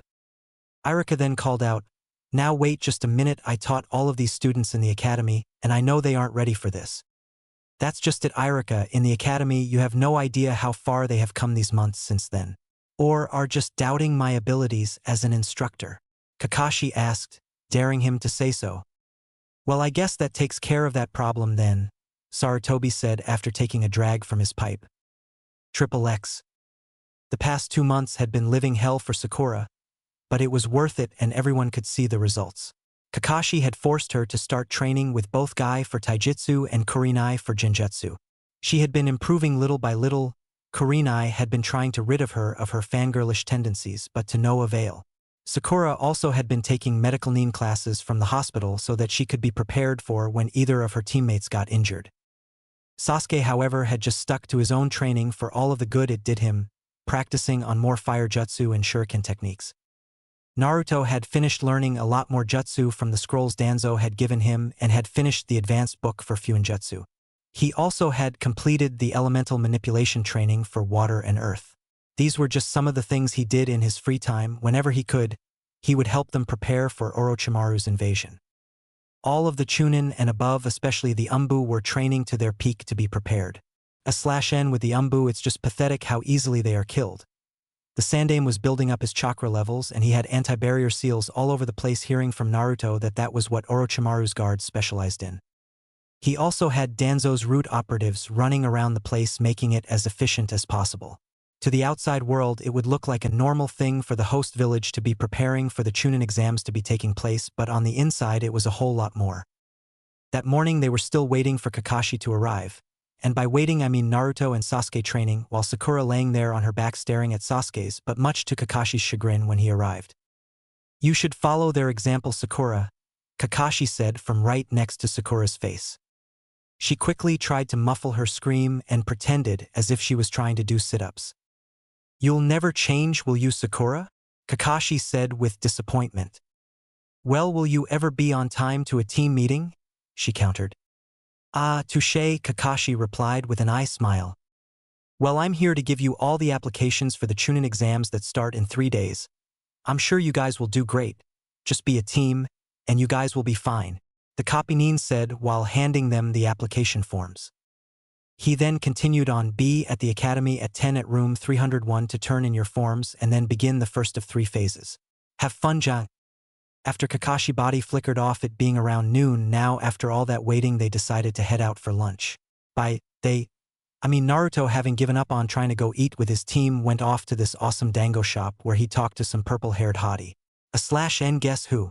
With Sakura getting shot down once again by Sasuke, it was almost like a practice scripted routine by now. This time when Naruto arrived, he noticed a blonde-haired girl with a Kumo headband eating a large plate of sushi.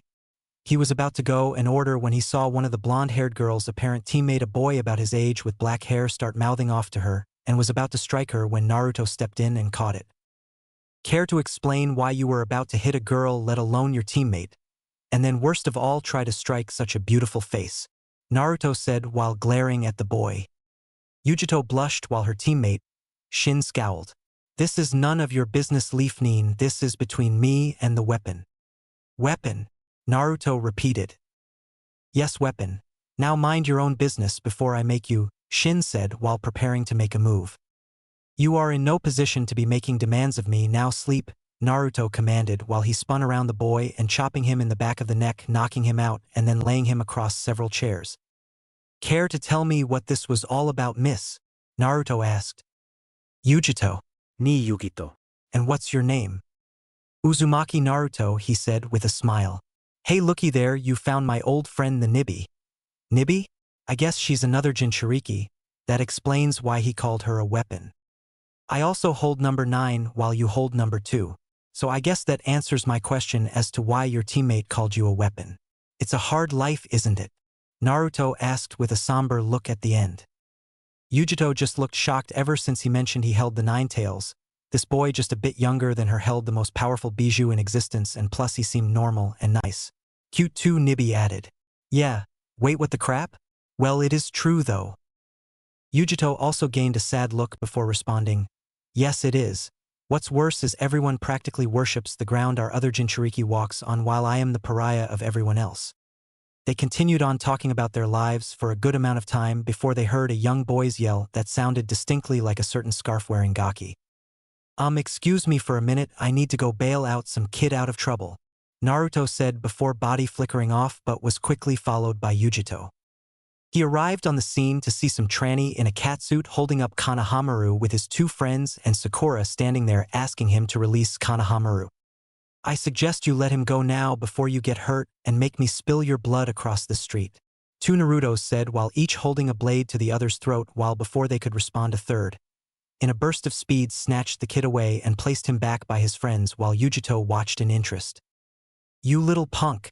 I'll make you pay for that. He was about to reach for Karasu but was stopped by Naruto kicking his legs out from beneath him. While you're down there, call down your friend over there next to my emo teammate so we can chat.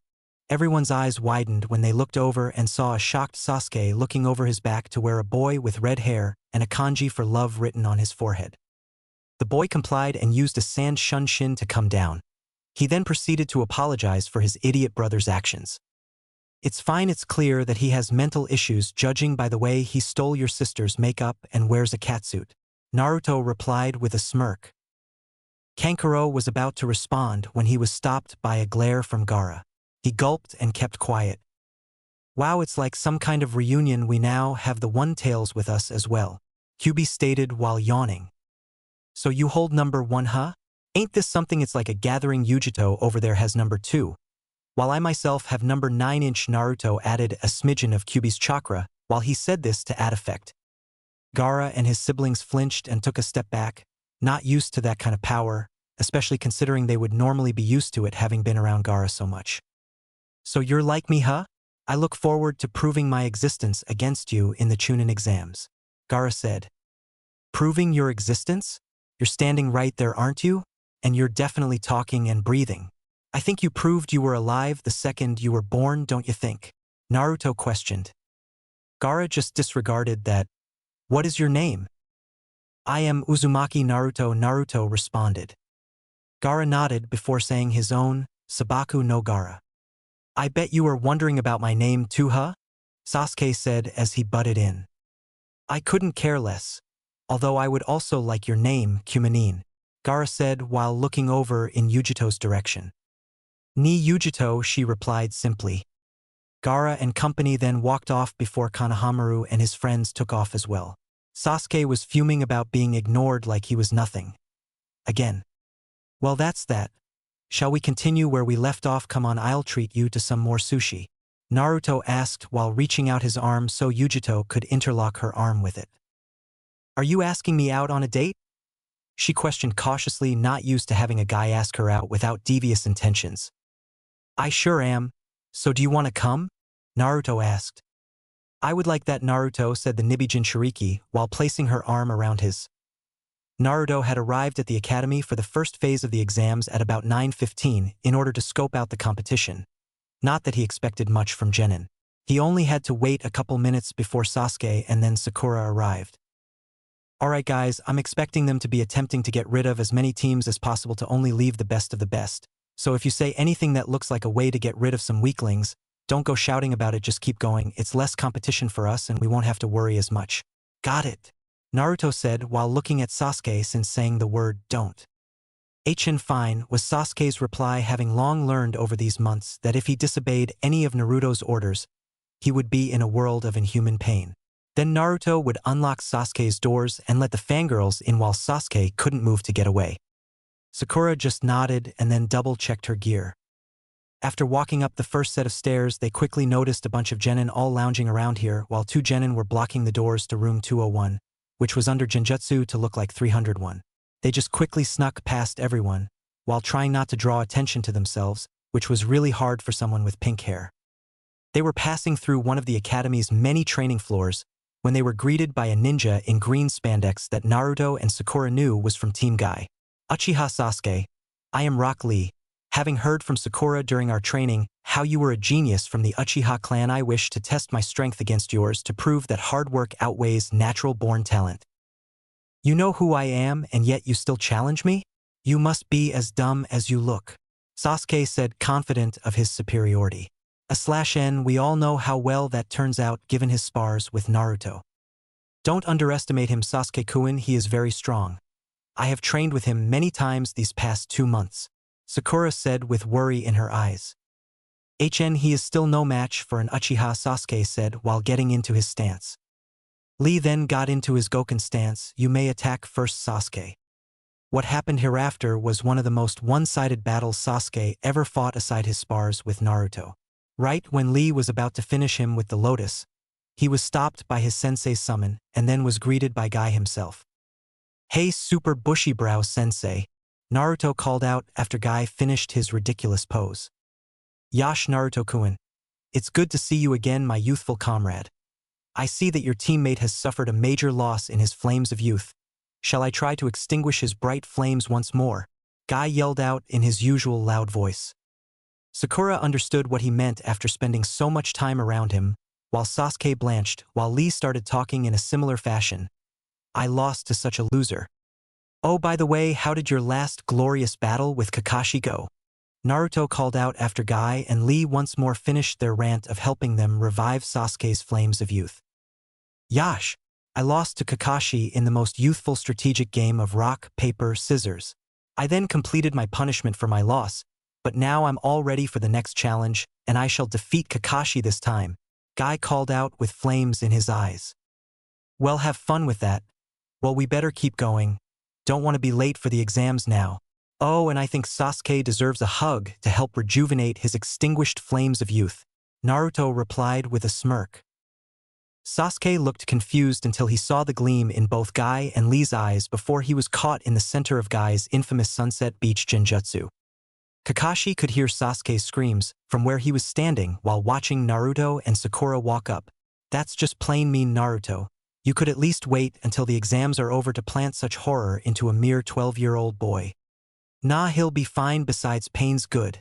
It's how we grow, Naruto said while making a couple of shadow clones, and then hinging them into flies that placed themselves on his shoulders just in case. Sasuke arrived a minute later, who was still mumbling things about green, youth, and eyebrows. Oh, I'm glad you could join us, Sasuke. I was afraid you wimped out or something after seeing the competition, Naruto said while chuckling. Sasuke shook out of his stupor to just glare at Naruto. I really, really hate you. Aw, I hate you too, Sasuke. I'm glad we've come to an agreement, Naruto replied with a smile and a thumbs up. Well, we better head on inside now, so long, Kaka-sensei. After that, they all walked in to see everyone glaring at them, trying to unnerve them. Naruto shrugged it off while Sasuke flinched, and Sakura started trembling. In their momentary distraction, Sasuke was jumped from behind by the runner-up for most useless female in the world, Yamanaka Ino. Oh, Sasuke-kun, I've missed you so much, I was afraid you weren't going to make it, Ino said while squeezing as hard as she could. Ino, we see each other once a week with the other Rookie 9, and we already told you that we were going to the Chunin exams. Did you just have no other excuse other than a useless fangirl desire to touch him? Naruto blanched. Ino looked like she wanted to kill Naruto but just stayed in place, having her last attempts end in complete failure with her usually unconscious, and that wouldn't be good to have happen right now in the middle of the Chunin exams. Hey guys, I was afraid you chickened out or something, yelled out Kiba with a resounding arf from Akamaru. Do you have an off button? Or could you at least turn it down? We already are drawing enough attention to ourselves, we don't need you to make it worse. the blonde Jinchuriki said, groaning. Kiba just growled before they were interrupted by a ninja with silver hair and glasses walked up. Your blonde friend is correct. This isn't some field trip. Everyone's tense and nervous from these exams. Can't you read the mood? But what can I say, you're rookies. A little wet behind the ears. So don't worry, we'll make sure to initiate you guys in just fine. I'm sorry, but who are you? Naruto questioned. Well, if it isn't Oropeto's right-hand man, it's been a while since I've seen him. Plus, the whole scent of snakes and chemicals is a dead giveaway. Oh, pardon my manners, my name is Yakushi Kabuto, a veteran of sorts of these exams. This will be my 7th try, and these exams are twice a year. Kabuto responded while scratching the back of his head. Wow, you must suck, Kiba said while laughing, trying to make up for his earlier embarrassment. Or the exams are really just that hard. Use your head, Kiba. If he sucked, he'd be dead. If he was simply a coward, why bother trying so many times? Is your head just empty or something? No wonder it was so easy for you to learn how to understand dogs, because you're as dumb as one. Naruto quipped. Why you? Kiba was restrained from attacking by a hand from Shino was motioning him not to go. Once again, you were correct, Naruto-kun, Kabuto said with a smile. I think I'll decide to help you newbies out. After he said this, he pulled out a large deck of cards. Then he proceeded to input his chakra into them, causing it to show a diagram of all the ninja villages and the amount of ninjas each village sent. So do you have any requests for information on the combatants? Sasuke then requested Rock Lee, Sabaka Nogara, and Uzumaki Naruto. Aw, you want to know about me? I thought I told you I don't swing that way, Sasuke. Besides, I'm sure that there are plenty of other guys around, maybe some pale-faced guy with girly long hair, I don't know. Naruto said with a smirk. Somewhere in Konoha, a certain snake Sannin sneezed, nearly blowing his cover. Shut up, Uzumaki! Sasuke yelled while turning his head away to hide his blush, which only made him get nuzzled even further by Ino before he tossed her off into a corner. You know you're not really helping your case to prove you're straight by throwing off another one of your fangirls. Naruto replied. Anyway, the first Rock Lee, /N, we all have heard this so many times I might as well skip to Naruto's. Next, Uzumaki Naruto. He has completed 120 D rank missions, and wow, these are only recently changed, but it says that he has completed 10 B rank, 17 A rank, and 8 S rank missions. It says his sensei is Kakashi Hatake, while his 2 teammates are Uchiha Sasuke and Haruno Sakura. Although for the past 7 years he has been trained by new Umbu Commander Danzo in his elite root squad, which is where he accomplished all of these high-up missions except for one of the A ranks, which was a C-turned-A rank. He performed most of those missions solo. He is definitely Umbu level in everything but rank. What's a guy like you doing here as a genin? Kabuto questioned with an incredulous look in his eyes. Well, that proves it, he's definitely a spy. Only jounin rank and higher are privy to that information, and he definitely isn't one, and now a ton of genin all know. Well, that's obvious, to show Konoha's strength of course. It would kind of be a waste to put me straight into Umbu, so why not bring in more missions in popularity into Konoha by showing how strong only its genin are? Naruto replied nonchalantly. Just about all of the other genin in the room took an unconscious step back hearing how strong this unassuming blonde was, while Sasuke was fuming once more hearing how strong his teammate was. He's already an Umbu at the same age as Itachi was. Am I really so far behind? Wow, kitten, you sure picked a good one, Nibi said while licking its paws. I sure did. After these exams, I'll just have to take him out on another date. Yujito replied back. Ah, that's no fun, you didn't even bother denying. There goes my entertainment. Nibi responded with a pout. Well, what's the point of hiding it? You can read my mind and you know what my feelings are. /N, and it's way overused. I'll see how this turns out. Well, it seems we have quite a few talented teams of genin this year. Yours, that sand team, almost every village sent some excellent shinobi, although the sound could only send one team being the small country it is, said the glasses-wearing ninja. A few seconds later, he was forced to dodge 3 kunai thrown by a ninja of the sound wearing a scarf and with a face mask similar to the Nidame's.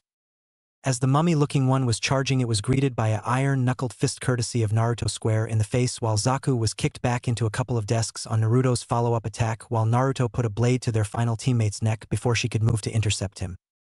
It would be wise not to go around trying to attack Leaf Genin in the presence of their comrades. We look after our own. Naruto shouted out so all could hear before striking her in the back of the neck. Alright, you maggots, eyes up here and shut up, and you blondie with the blade on his back. Mind telling me why there are 3 collapsed sound nin around you? Ibiki shouted while flanked by about 20 chunin. Well, first of all, they can't take a punch, which is kind of why they are all collapsed. And second, they were about to attack a fellow leaf ninja. Naruto responded while putting away his kunai. Sort of, he added mentally. Well, okay, then carry on Gaki, just clean up the mess and get some smelling salts to revive them, replied Ibiki in a carefree attitude. He's like the blonde since he met him with Anko in the Dango shop. Now, everyone else grab a number and then sit down in the corresponding seat. Wait until we give each of you a test, and then wait for the instructions. Ibiki then added.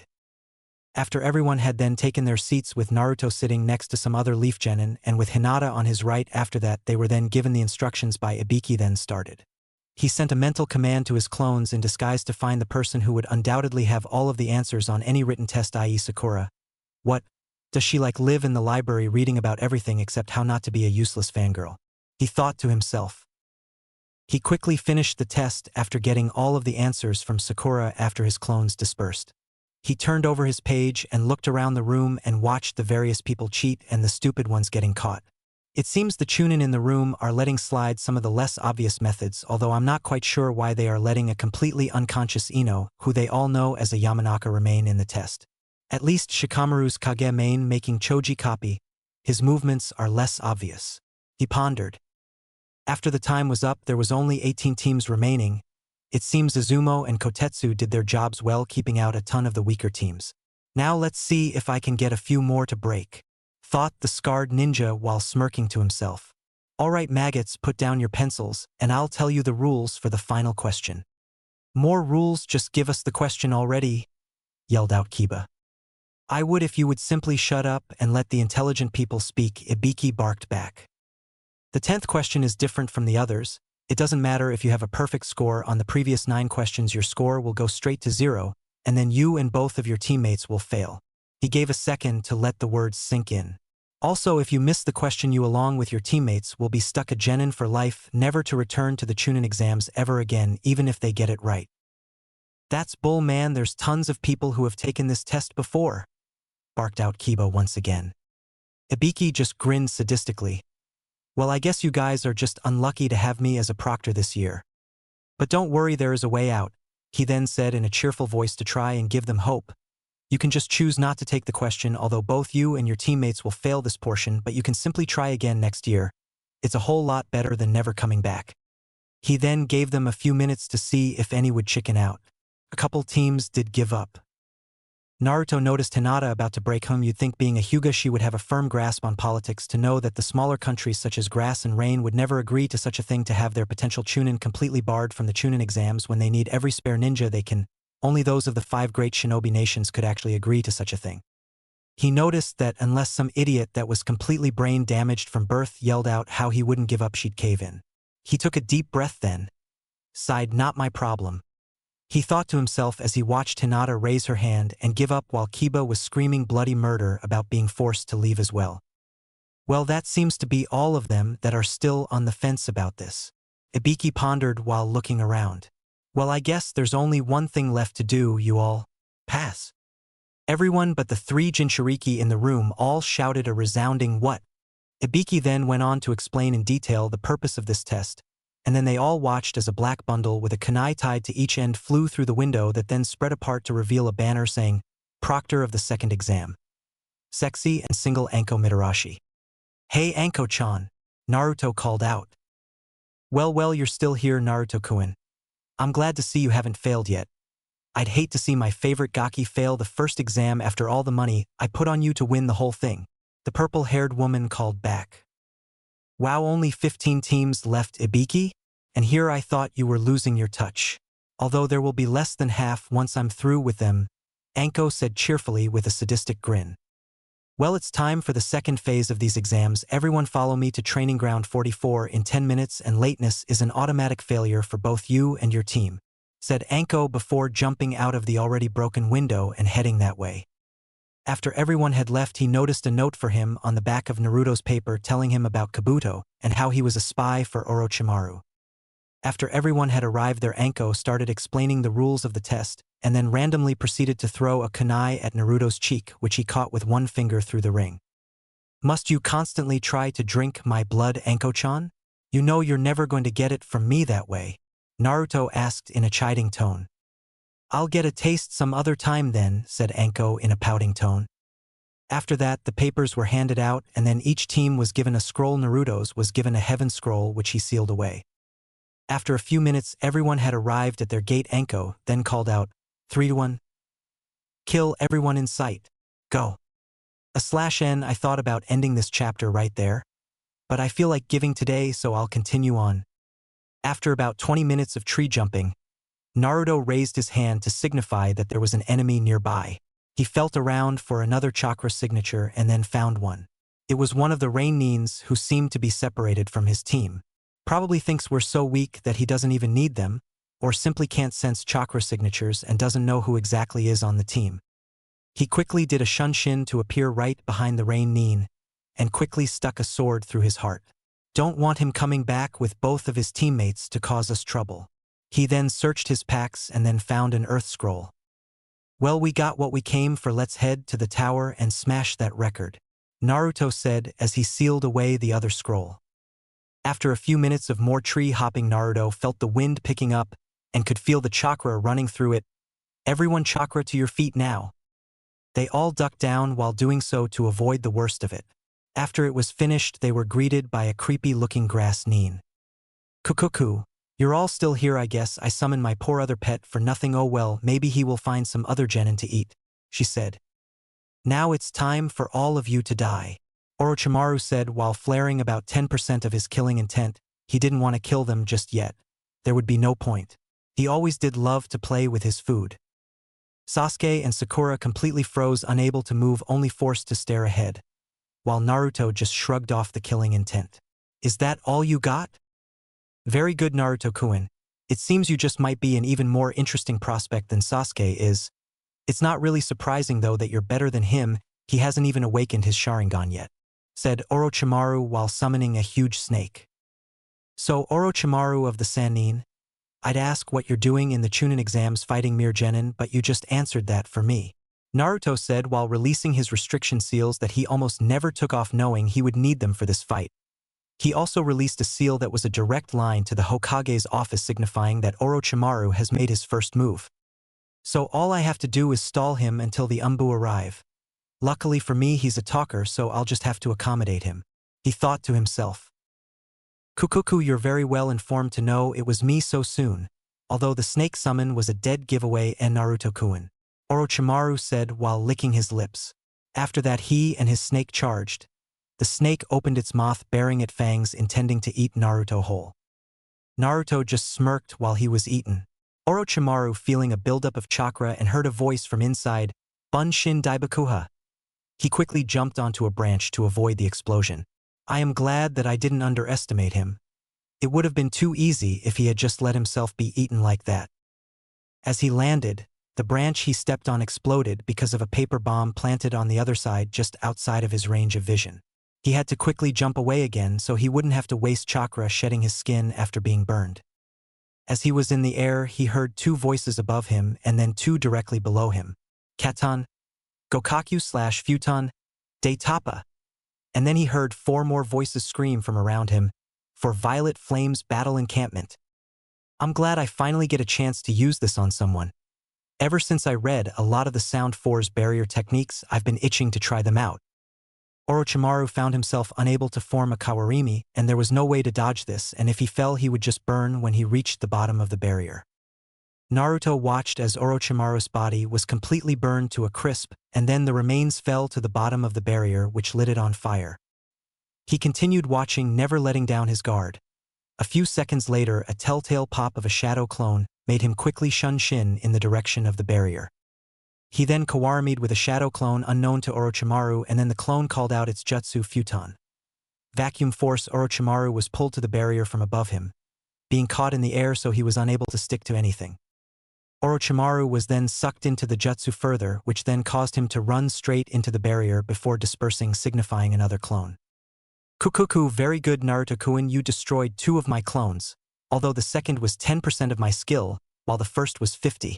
Orochimaru said from directly behind the clone. He was about to get it out of his way when the clone used the last of its chakra to use one of its newest jutsu, Chidori Stream, which then caused the Earth clone to disperse after being struck. Sasuke and Sakura were awestruck at how Naruto was holding his own, as in not dying against a Sannin, but they knew once they Sannin decided to go on a full offensive and stop playing around it'd be all over. Naruto was searching everywhere while trying to keep his chakra signature masked. He then decided to let one of his clones be bait. He channeled a ton of chakra into it in hopes of it fooling the Sannin. He then used the chameleon jutsu that he found over in the library that was put there by some pervert claiming it to be the ultimate peeping jutsu. Orochimaru quickly found Naruto, and then proceeded to test him in taijutsu. He went for a strike at Naruto's temple with a kick. Naruto quickly ducked under it while placing his weight on his hands while kicking back, performing a mule kick attempting to nail Orochimaru in the stomach.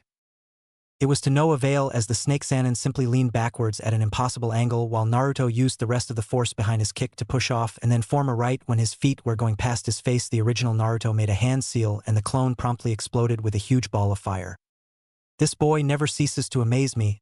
He definitely is strong in ninjutsu and strategic planning, but let's see if I can actually get to face the original and taijutsu without having a clone blow up into my face. A very burned Orochimaru thought to himself while pulling off the rest of his mask that had been burned. He then proceeded to open his mouth at an impossible length while another him crawled out completely unscathed. That's just nasty, all three genin thought to themselves. Very good Naruto-kun, Orochimaru said before reappearing right behind the original Naruto. An excellent use of Jiraiya's technique, but it's not enough to avoid my detection. Naruto quickly spun with a wind-enhanced slash aimed at his torso. While Orochimaru managed to jump back to avoid the sword, the extended wind chakra still managed to cut him completely in half before dispersing once more. You are definitely full of surprises, but now that we, the originals, are together now, we can truly test each other now, no more trickery, Orochimaru said while grabbing his sword that erupted from his mouth. He quickly went for an overhead slash that Naruto hastily blocked with both of his arms. As Orochimaru increased the pressure, Naruto quickly released his arms from the block and then going forward with an outward slice once more, intending to run him clean through once more. Orochimaru quickly used his tongue to pull Naruto back away from him and threw him into a tree, while a second Naruto came from behind, slicing him in half again just as the clone dispersed. I love Kawarimi. As Orochimaru spurted out a new him once more, he continued pondering the situation. I thought that I had dispersed all of his clones. It seems I have missed a few, and his ability to instantly Kawarimi without any indication that he has done so until afterwards is amazing. I thought that we were done with the trickery, Naruto-kun? Orochimaru questioned. I don't recall ever agreeing to anything, Oropedo, Naruto quipped. That's a new one. Kinda surprised the dobe never thought of that before. Orochimaru thought to himself before re-engaging, this time without a sword. The same for Naruto. Naruto quickly went in for a punch which was simply deflected to Orochimaru's right side, while Naruto spun in midair for a kick with his left foot with the back of his heel aimed at the Sannin's face. Orochimaru quickly lifted a hand to catch it but was still forced back from the force behind it. During this, Naruto quickly channeled wind chakra into his foot in an attempt to cut his hand off. Orochimaru quickly released him while getting a big gash on his hand though. Things kept on going like this for a few minutes until Orochimaru finally decided that he had learned enough for now, and then using his full speed landed a large 3-hit combo on Naruto's body before putting all of his weight behind a kick that sent Naruto flying back. Well, it seems that his taijutsu and ninjutsu are superb. He is pretty unknown in genjutsu though, but I bet that Danzo covered that weakness, although probably not teaching him any genjutsu. He also hasn't used an ounce of the Kyuubi's chakra, which Danzo surely made him master. It's also probably one of the first primary reasons why Danzo recruited him in the first place. But I bet he's still hiding a great many things from me. But that's good how he's not trying to show all of his tricks in just one round. Orochimaru pondered while going through all of the information from the fight. As Naruto shakily got up, dang it, where are those Umbu? They should be here by now. He glanced up at Orochimaru. He must have had his two companions go and make sure that no one interfered, so I'll just have to keep on holding out until they make it through. But if I want to last any longer, I'll have to reveal an ace in the hole. He closed his eyes and then reopened them, revealing his 3-tomo Sharingan. Orochimaru had his mouth wide open in shock but quickly shook out of his stupor once Naruto attacked once more. As they fought, he could sense the Umbu getting closer. He would have to end this now if he wanted to test Sasuke. He then quickly knocked Naruto back, once more certain that he would stay down long enough. After that, he quickly looked to where Sasuke was, who was still frozen. Pathetic. He's still stuck in that. I bet he won't even be very entertaining at all if he hasn't even awakened his Sharingan. While Naruto-kun, on the other hand, has his fully mastered.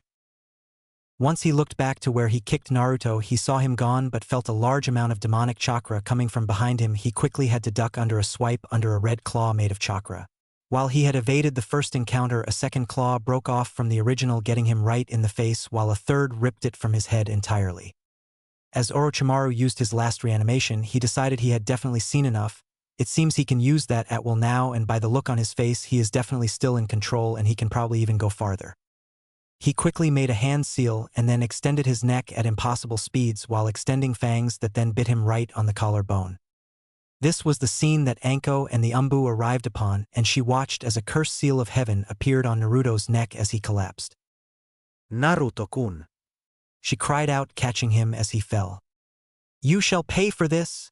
she cried out before she fell to her knees, still clutching Naruto. Orochimaru smirked. "So it still gives you pain, huh, Anko-chan? Well, I would love to stay and reminisce, but I believe it's time for me to go now. So long. Oh, and tell the old man not to cancel these exams, or it shall be end of Konoha." Anko managed to shake off the rest of the pain now that Orochimaru was gone, and her desire to get Naruto to safety conquered the pain. For now, she had the Umbu take his two teammates, so they wouldn't be left behind. "Anko, isn't this cheating? They still haven't finished the exam yet." One of the Umbu spoke up after a few minutes. Sasuke answered for her. "We already have both of the scrolls needed. We were on our way to the tower when Orochimaru confronted us." "You see, it's fine now, shut up and pick up the pace," Anko snapped while speeding up. After they arrived at the tower, they quickly dashed to the infirmary where Anko placed Naruto onto a gurney while they rushed him a room to make sure he stayed stable. "Please be fine, Naruto-kun. /n, I know there's no real point in saying that. He's the main character, he can't die now." Inside Naruto's mind. "Well, that was easier than expected," Naruto said while looking over to the Kyuubi. "Yep, I guess Oropedo really lacked some brains when it came to timing to put that curse seal on you. My demonic chakra easily cancelled out all of his dark chakra that was embedded in it, so you get to have that extra supply of chakra and power, except it's mine and mine only, no weird old gay guys who like little boys messing with your head." Kyuubi said. "/n, hope you guys are okay with this, I just really want to try this out." "Works for me, thanks for the help, Q-chan. But I better head back out of here, I need to make sure everyone is okay," Naruto responded. After getting up, he noticed Anko by his bedside. He groaned as he slowly got back up. "Hey Anko-chan, what time is it?" Naruto-kun. Anko cried out as she hugged him. Me. Naruto weakly responded. "You've been out for 6 hours. I didn't expect you to wake out for another 18. What's going on, are you alright?" she said, looking him over for any injuries other than the curse seal. "Yeah, I'm fine. The most that could have been broken from that fight was a few ribs. Although if he was intending to kill me from the start, I would have been dead. If he wasn't just testing me out, I would have been a goner. Although I got a nice prize out of this," he said while motioning his head towards the curse seal. Anko looked at it worriedly. "Hey, don't sweat it, Anko-chan, that dumb pedophile soul inside of it was easily cancelled out of it because Q-chan's chakra was such a strong influence at the time. If he put it on me when I wasn't channeling her chakra, they would have just cancelled each other out, but since I was actually using it outside of my body, it now has replaced Orochimaru's soul on the curse seal, so now if I use it, it will be me channeling more of Q-chan's chakra, although I probably won't be using it for a long time. It'll just be another ace in the hole," Naruto said while trying to calm her down. "Well, that's good. Lucky Gaki," Anko responded while rubbing her own. "Define the term luck, please, because if good luck is having a raging bijou stuck in your gut, and being a pariah for all of your life is good luck, I would hate to have bad luck," Naruto replied with a smile. "Good point. Well, now there's still 4 days left in the exam, you can take this time to train and just relax until everyone else gets here," the purple-haired woman said. "Well, first I'm gonna head over to the cafeteria. I'm kind of hungry right now, care to join me, Anko-chan?" Naruto asked while putting his gear back on.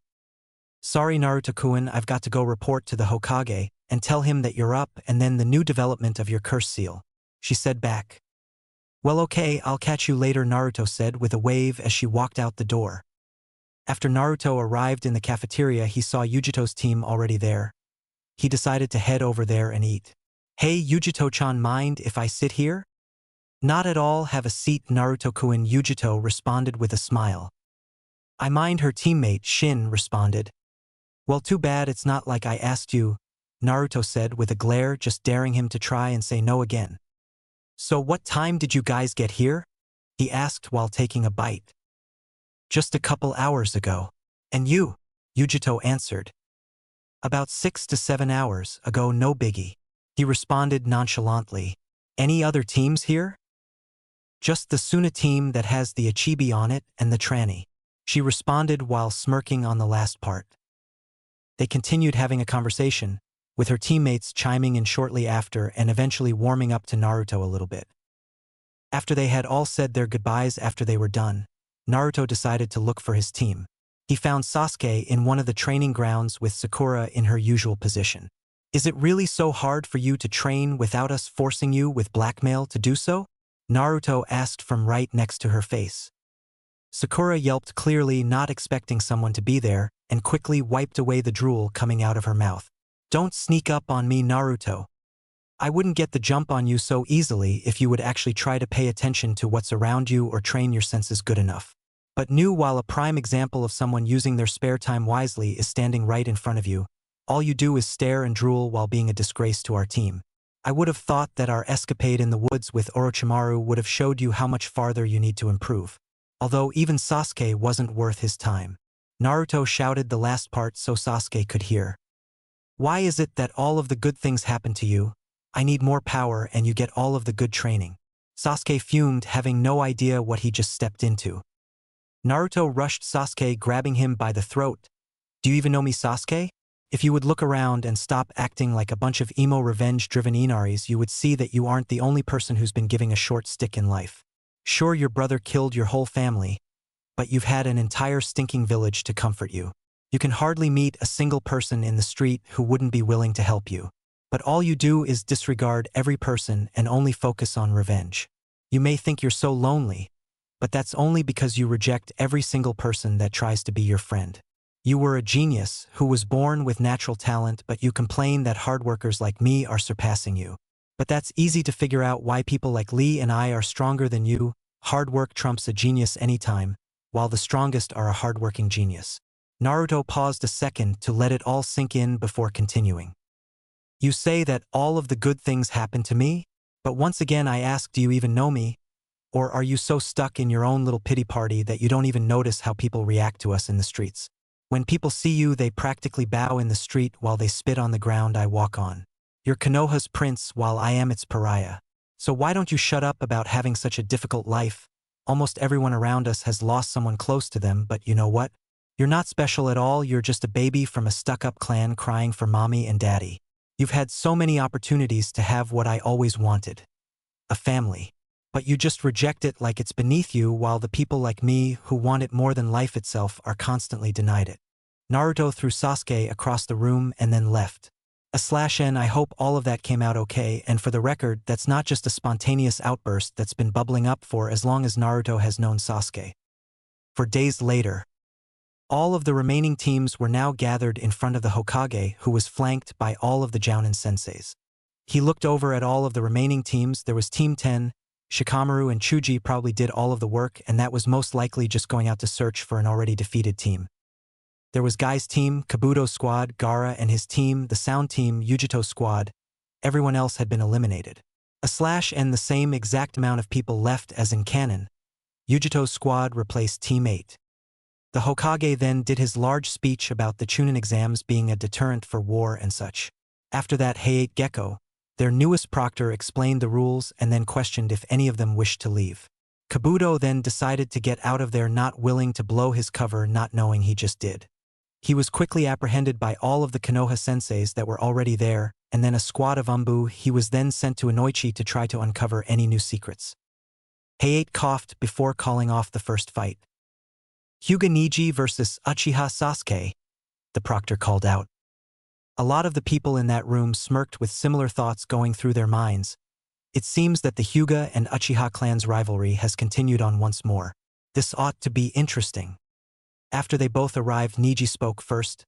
I understand that you have yet to awaken your Sharingan, so to prove how far superior my clan is to yours, I will refrain from using my Byakugan.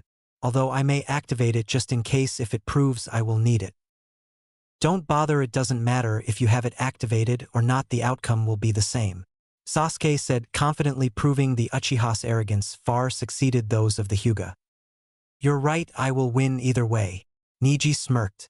But if you insist, I may as well do it, but don't go crying that I only won because I had an advantage over you, but that happens all of the time in the ninja world. If you two are done with your who has the bigger stick shoved up there but contest, can the fight start now? Naruto yelled out from his spot. Both Niji and Sasuke growled before assuming their respective stances. Sasuke tried first to prove that the Uchiha were better than the Hyuga in taijutsu. Big mistake. He went in for a quick 3-punch combo at the Hyuga's face. Niji just smirked. This was the deciding factor of this match. As he blocked each punch, he shut off several tenketsu in both arms to stop him from forming hand seals. He then sent a powerful palm strike into the center of Sasuke's chest that sent him flying back. This fight is over now. You underestimated me in taijutsu, and now it cost you your ability to use ninjutsu in this fight. You would have stood a good chance if you wouldn't have tried to best me in my strongest field. If you had stuck to what you are good at, you might have succeeded, but now it's over, said Niji while smirking once more. Sasuke tried molding chakra to his stinging hands for a jutsu, but it was to no avail. Surrender now, Sasuke, before you force my hand, Niji requested. I will still defeat you. You shall bow before the Uchiha. Sasuke. Pompous idiot, thought most of the people in the room. Too bad for you, because you are now in my field of divination, said Niji while assuming a new stance. 8 trigrams, 64 palms. He then proceeded to strike Sasuke over and over until the technique was completed. Sasuke passed out a few seconds afterwards. Shousa Hyuga Niji, Hayate said after confirming that Sasuke wouldn't be getting back up for a while. Thanks Niji, he needed a butt-whopping to take down his ego a few pegs. You're the best, Naruto called out. Anytime, Naruto, look me up if you want me to do it again, Niji responded. /n I've had it where Naruto has already beaten Niji in won their spars, so he's nice Niji right now, so picture Niji as the kind he is after the Chunin exams. Next match, Higurashi Tenten versus Yamanaka Ino, the sickly Jounin called out. After the girls came down and started sizing each other up, then Tenten spoke. Judging by your lack of muscles and the way your hands, face, and hair look, you spend at least 6 hours a day trying to make yourself pretty instead of training and getting stronger. It is because of people like you and Sakura that people always look down upon kunoichi and consider them inferior, and I can't really blame them considering the so-called kunoichi, like you, that they see. Hopefully this will help Ino wake up and show her what a real kunoichi is and inspire her to get stronger. Asuma thought out loud. Are you two ready? Hayate asked. Seeing them both nod, Higurashi Tenten versus Yamanaka Ino Hajime. Ino quickly tried to go on the offensive with a very lousy-looking, barely academy-level taijutsu. Tenten saw so many holes in her defense and decided to go with the simplest. She simply waited until Ino was close enough and then threw a single punch, knocking her out on contact. Okay, I know that she doesn't even have the motivation to train, but is she really this bad, Asuma? Kurenai questioned. After having Ino carried out, Hayate called out the winner once more, Shousa, Higurashi Tenten. Yash, excellent job, Tenten. Fan the flames of your youth, Guy and Lee called out. They were quickly silenced by the other Jounin before they could get too far. Next match, Sabaku no Temari versus Haruno Sakura, the Kenjutsu user called out. Temari quickly looked over at Sakura. What is with Konoha and its surprising abundance of fangirls? At least that bun-haired girl would probably be a better challenge than you will ever be. Sabaku no Temari versus Haruno Sakura Hajime, Hayate called out. Sakura tried the exact same thing as Ino, rushing forward but with much better taijutsu. Didn't you learn anything from the last fight? That won't ever work on someone who isn't just playing at being a ninja. Wind Scythe Jutsu. Sakura was quickly picked up and thrown against the wall, unconscious. Kakashi, not you too. Is Guy the only male sensei that actually put some effort into training his female student? Kurenai questioned. Kakashi shook his head, actually quite the opposite. At Naruto's urging that we shouldn't have such a glaring weak link on the same team, we ordered her that she put some effort into training. After she continually refused or skipped out, we had to resort to blackmailing her into training with you and Guy. So it's not exactly my fault she's so pathetic. Sousa Sabaku no Temari. Next match, Kinyuta Dosu versus Rock Lee. Hey8 yelled. Lee, show your flames of youth, make this fight even faster than the last matches. Guy yelled out.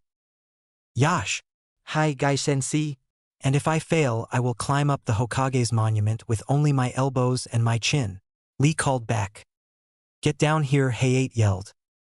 Kinyuta Dosu versus Rock Lee. Hajime. Just as he was still finishing, Hajime Lee had knocked Dosu up into the air and then proceeded to slam into the ground face head first. That's a new record, he thought to himself. Shousa Rock Lee. Yash, I knew I could do it, Lee called out. Lee, excellent work, let the power of youth explode, Guy yelled. They then went on for a few-minute rant, much to everyone's chagrin, until Naruto put a silencing barrier around them and then make a peace sign. Now that's my student, Kakashi called out while giving him a thumbs you. Ahem. For once my cough came in handy. Next match, Nara Shikamaru versus Akado Yoroi. So no words to say to each other then? Nara Shikamaru versus Akado Yoroi. Hajime. Just as Yoroi started charging towards him, he found he couldn't move his body. So he quickly caught me in his Kage main. So what, I move the exact same way you do, what are you going to do? Well, how about I just show you, it's too troublesome to tell you. Shikamaru responded while moving his hand towards his kunai pouch.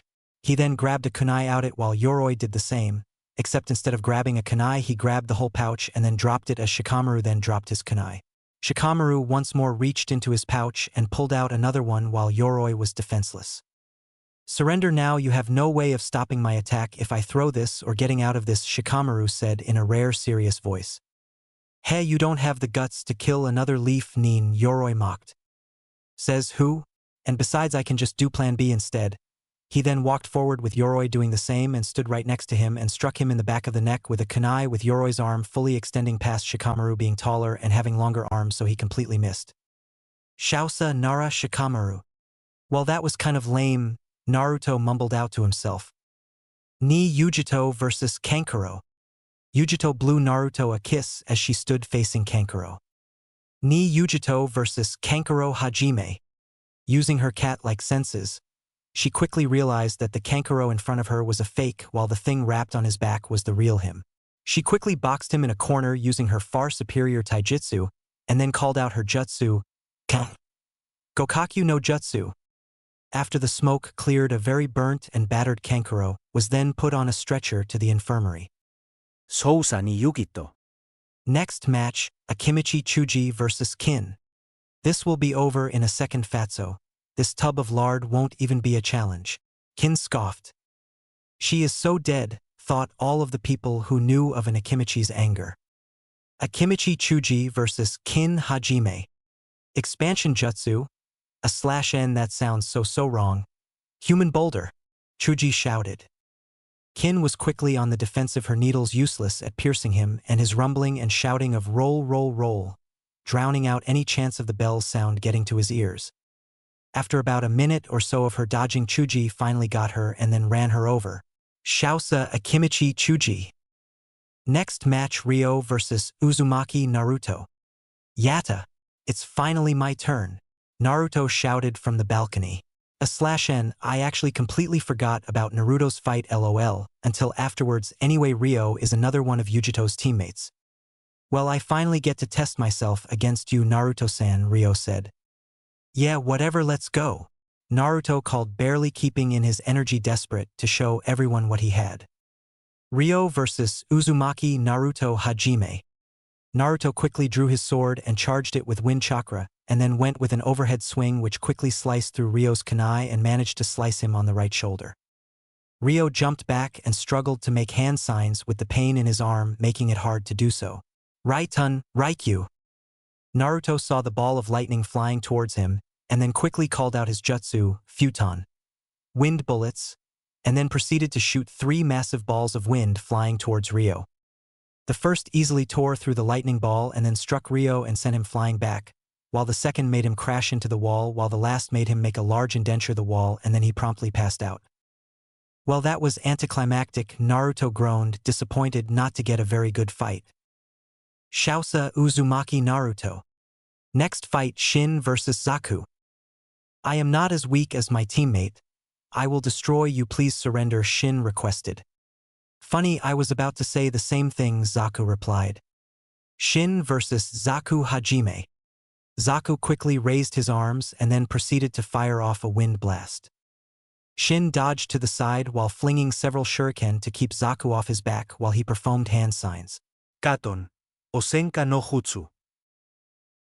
Zaku was forced to dodge the many fireballs that were flown at him, only getting hit once on the arm. He was about to taunt him when he felt another Shin behind him. As he was about to strike him, Shin exploded into lightning, severely shocking Zaku while Shin made more hand signs. Katon Gokakyu no Jutsu. Zaku was quickly roasted with many burns all over his body. While Shin collapsed to his knees, that lightning bunshin sure takes a lot out of me. It doesn't even have that much chakra in it compared to the ones Jounin level ninja that use it, but to me it's a ton. Shousa Shin. Last match, Sabaku no Gara vs Misumi Tsurugi. Sabaku no Gara vs Misumi Tsurugi. Tsurugi quickly went to throw a punch intent on wrapping around a block, but was surprised to be immediately covered up past his head and sand with only his face showing. Not even worth my time. Sand coffin. Gara merely stated before calling out the next part of his jutsu. Sand burial.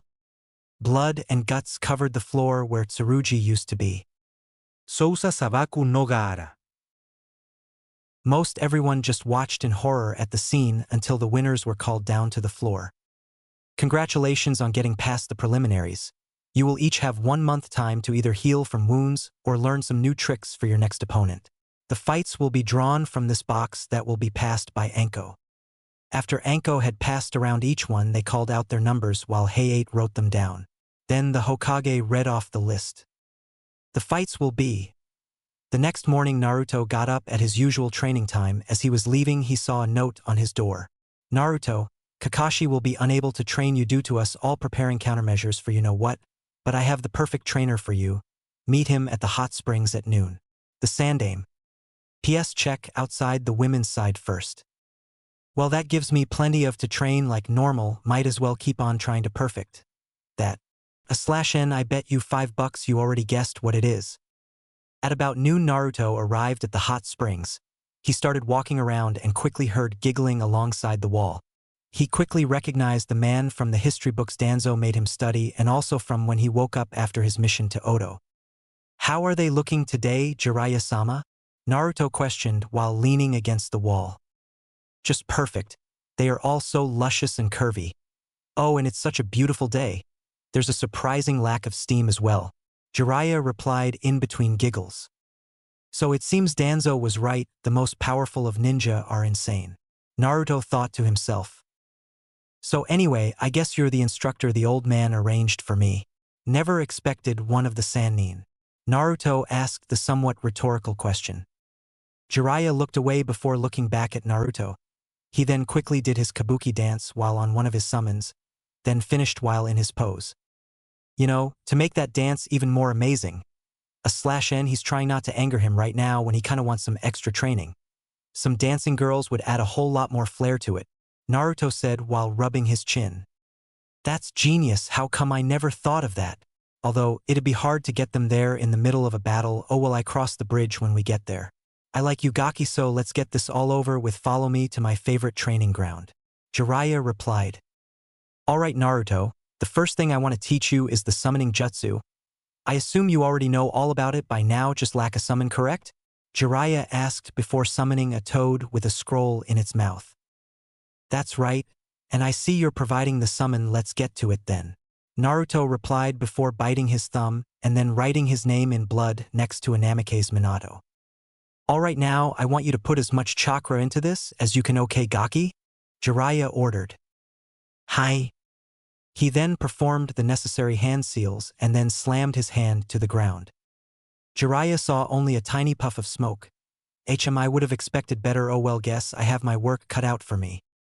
Jiraiya-chan, why have you summoned us? I was right in the middle of making more centipede soup for Pa's lunch. A certain old toad said. Now ma, it's fine, there's probably a very good explanation for this now, speak up, Jiraiya-chan. Jiraiya-chan? The elderly toad questioned. Jiraiya was too gobsmacked to respond.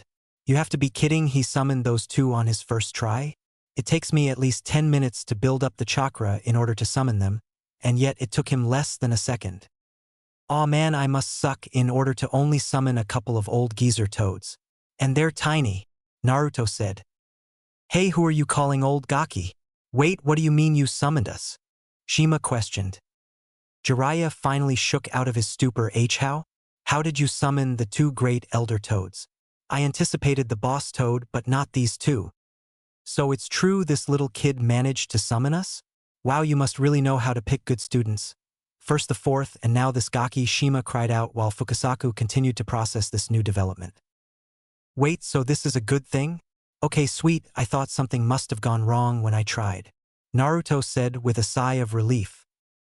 So if there's no emergency, we'll be going now. I'll leave you to your new pupil. Fukasaku said while Jiraiya nodded, and then the pair proceeded to disperse themselves. Well, that takes care of that then. They will be telling the boss about you being the new summoner, so we don't have to worry about that. Now we can work on collaboration jutsus with the toads among other things. Jiraiya said while dispersing the toad with the scroll. Naruto then created 2,000 clones. So where do you want to start? Jiraiya smirked. This'll be fun. 1 month later. At the end of the month, Naruto arrived at the stadium to see everyone already there. After a couple more minutes passed so all of the spectators could arrive, and then the Sandaime gave another one of his speeches before Shiranui Genma. Their newest proctor, /N, just so you know Hiate's not dead, called out began the proceedings. Alright everyone, the rules are the same as in the preliminaries, so don't worry about anything new except the terrain. Now can everyone else go up to the competitor's booth, while Rock Lee and Hyuga Niji remain here. Genma said. After everyone had gone, he called out the first fight, first match. Rock Lee versus Hyuga Niji Hajime. Yash, I am eager to show you my flames of youth Niji. May we both do our best and show the world the power of youth. Lee said exuberantly. He was ready for this fight. Guy had greatly increased his speed while he had trained with Hayate and his purple-haired girlfriend in Kenjutsu, another ninja art that he found he could still perform without the molding of chakra, although he could channel chakra into the blade. /N Lee can actually do the water walking and tree climbing. He did it in the anime when he fought against Guren. I know it's not manga, so it doesn't officially count as solid proof, but I'll take it. Niji just assumed his stance and prepared himself, wary of Lee's speed. The old him would have gone on and on about fate and crap like that, but now he actually believed that Lee could beat him. Lee quickly dashed forward at a speed only the Jounin and a few other people could follow. He pulled out his blade and went with an overhead swipe that made Niji immediately use Kaiten while Lee jumped back. It seems that there is only one opening in that defense, and that is just as it is ending, so I'll need to time this perfectly. He can guess when I'm going to attack while his eyes definitely aid him as well. He quickly charged at Niji while making sure to be off by a few inches to avoid being caught in the defense. Just as Niji realized his mistake, it was far too late. Lee followed up quickly with an Omote Renge, not willing to showcase any of his other moves. This time, as he finished it, he was only slightly winded. His muscles adjusted and improved to handle the strain. Well, that was a quick match at Hokage-dano? The Kazekage said. Indeed it was, although it was a bit unfair for Niji. Only the fastest could actually keep up with him, and even with Niji's ability to see him, it's physically impossible for him to move his body out of the way. Lee also displayed a good strategy to exploit the weakness in the Hyuga's ultimate defense. Shausa Rock Lee, Genma called out while medics quickly took Niji down to the infirmary. Next match, Higurashi Tenten versus Sabaku no Temari, so get down here. Temari proceeded to float down on her fan while Tenten took the conventional way. Okay, she seems to definitely be a long-range fighter, so if I can get her in close with one of my bigger weapons, things can start to go my way. I don't want to be like that Uchiha idiot and try to beat someone in their best field when I have a chance in my own field, pride be darned. Tenten thought. I'm also glad I went to the library to pick up some jutsu scrolls to counteract a couple of her techniques. Second match. Higurashi Tenten versus Sabaku no Temari Hajime. Temari decided to go on the offensive to make this quick, wind scythe jutsu. Tenten smirked. This was perfect. Katon. Gokakyu no Jutsu. Temari's eyes widened as she watched her primary attack get turned against her. She quickly jumped away to try and avoid it, only to be met with a hail of kunai. She managed to shield herself with her fan but still managed to get slightly burned on her back for not getting far enough away. This is bad. It'll be hard to use any of my jutsu now if she can counter them so quickly, and now it'll be a pain to swing my fan with my back burned as it is. She was interrupted from her musings as Tenten attacked from behind while, with a twitch of her fingers, a hail of kunai came from the other direction, so Temari couldn't stop her with a jutsu. Dynamic entry! Cried out Tenten as she kicked through Temari's defense into her arms, which then slammed her hard into the arena wall. As she shakily got up, she heard another name called from her left. Leaf Hurricane. Temari turned her head just in time to get struck square in the face with one of Guy's signature moves passed on to his students. As she was sent flying once more, she failed to be able to stand this time around, prompting Genma to call the fight. Shousa Higurashi Tenten, as the crowd cheered. /N. I know Tenten actually lost, but if she would have stuck to taijutsu or at least pulled out one of her bigger weapons, she could have done a whole lot better, or at least thrown some paper bombs at Temari to buy time to get close enough. Next match, Nara Shikamaru versus Akimichi Chuji.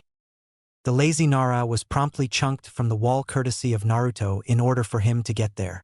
/N. Some things never change no matter what dimension. Seeing as they were both ready, he started the match. Third match, Nara Shikamaru versus Akimichi Chuji Hajime.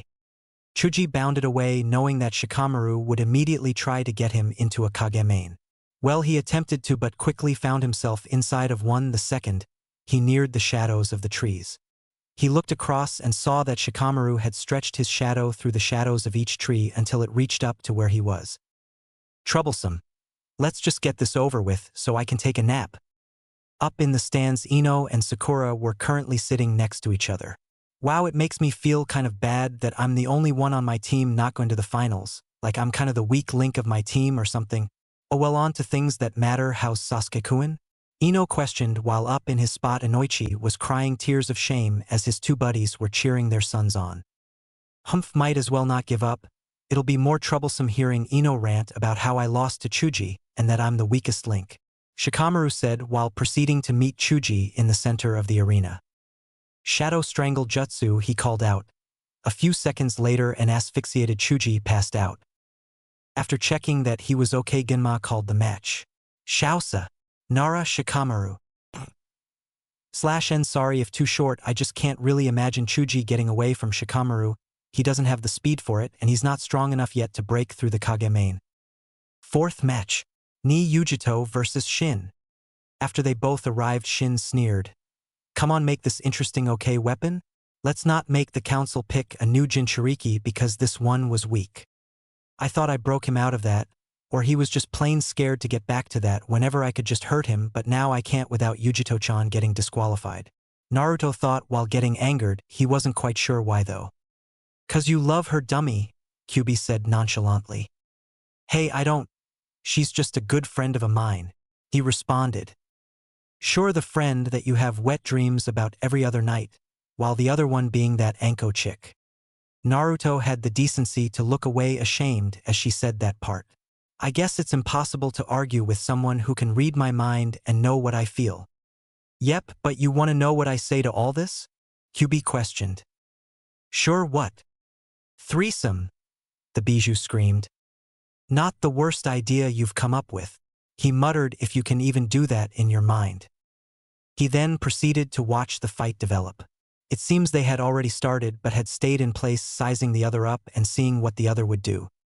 Shin charged first. Assured of his victory, he pulled out a kunai and enhanced it with Raitun chakra before striking. Yujito dodged the first swipe and then decided to go use her full speed to kick him right in the stomach while spinning on her heel, which sent him flying back while Yujito shunshined behind him while putting a blade to his neck. You make think you're hot stuff, 'cause your dad's in the council, and all, but when it comes to out here you're not so great. She then shunshined to back to where she sensed the real one was while the other Shin exploded into lightning. As he went to his knees from the chakra loss, she proceeded to call out her technique. Ryan, Udama Raikyu. Shin was in no condition to dodge, especially considering how he was still surprised that she knew where he was so quickly. He just watched as the massive lightning ball headed his way, and then he was completely fried. Genma looked him over and saw that there was no pulse.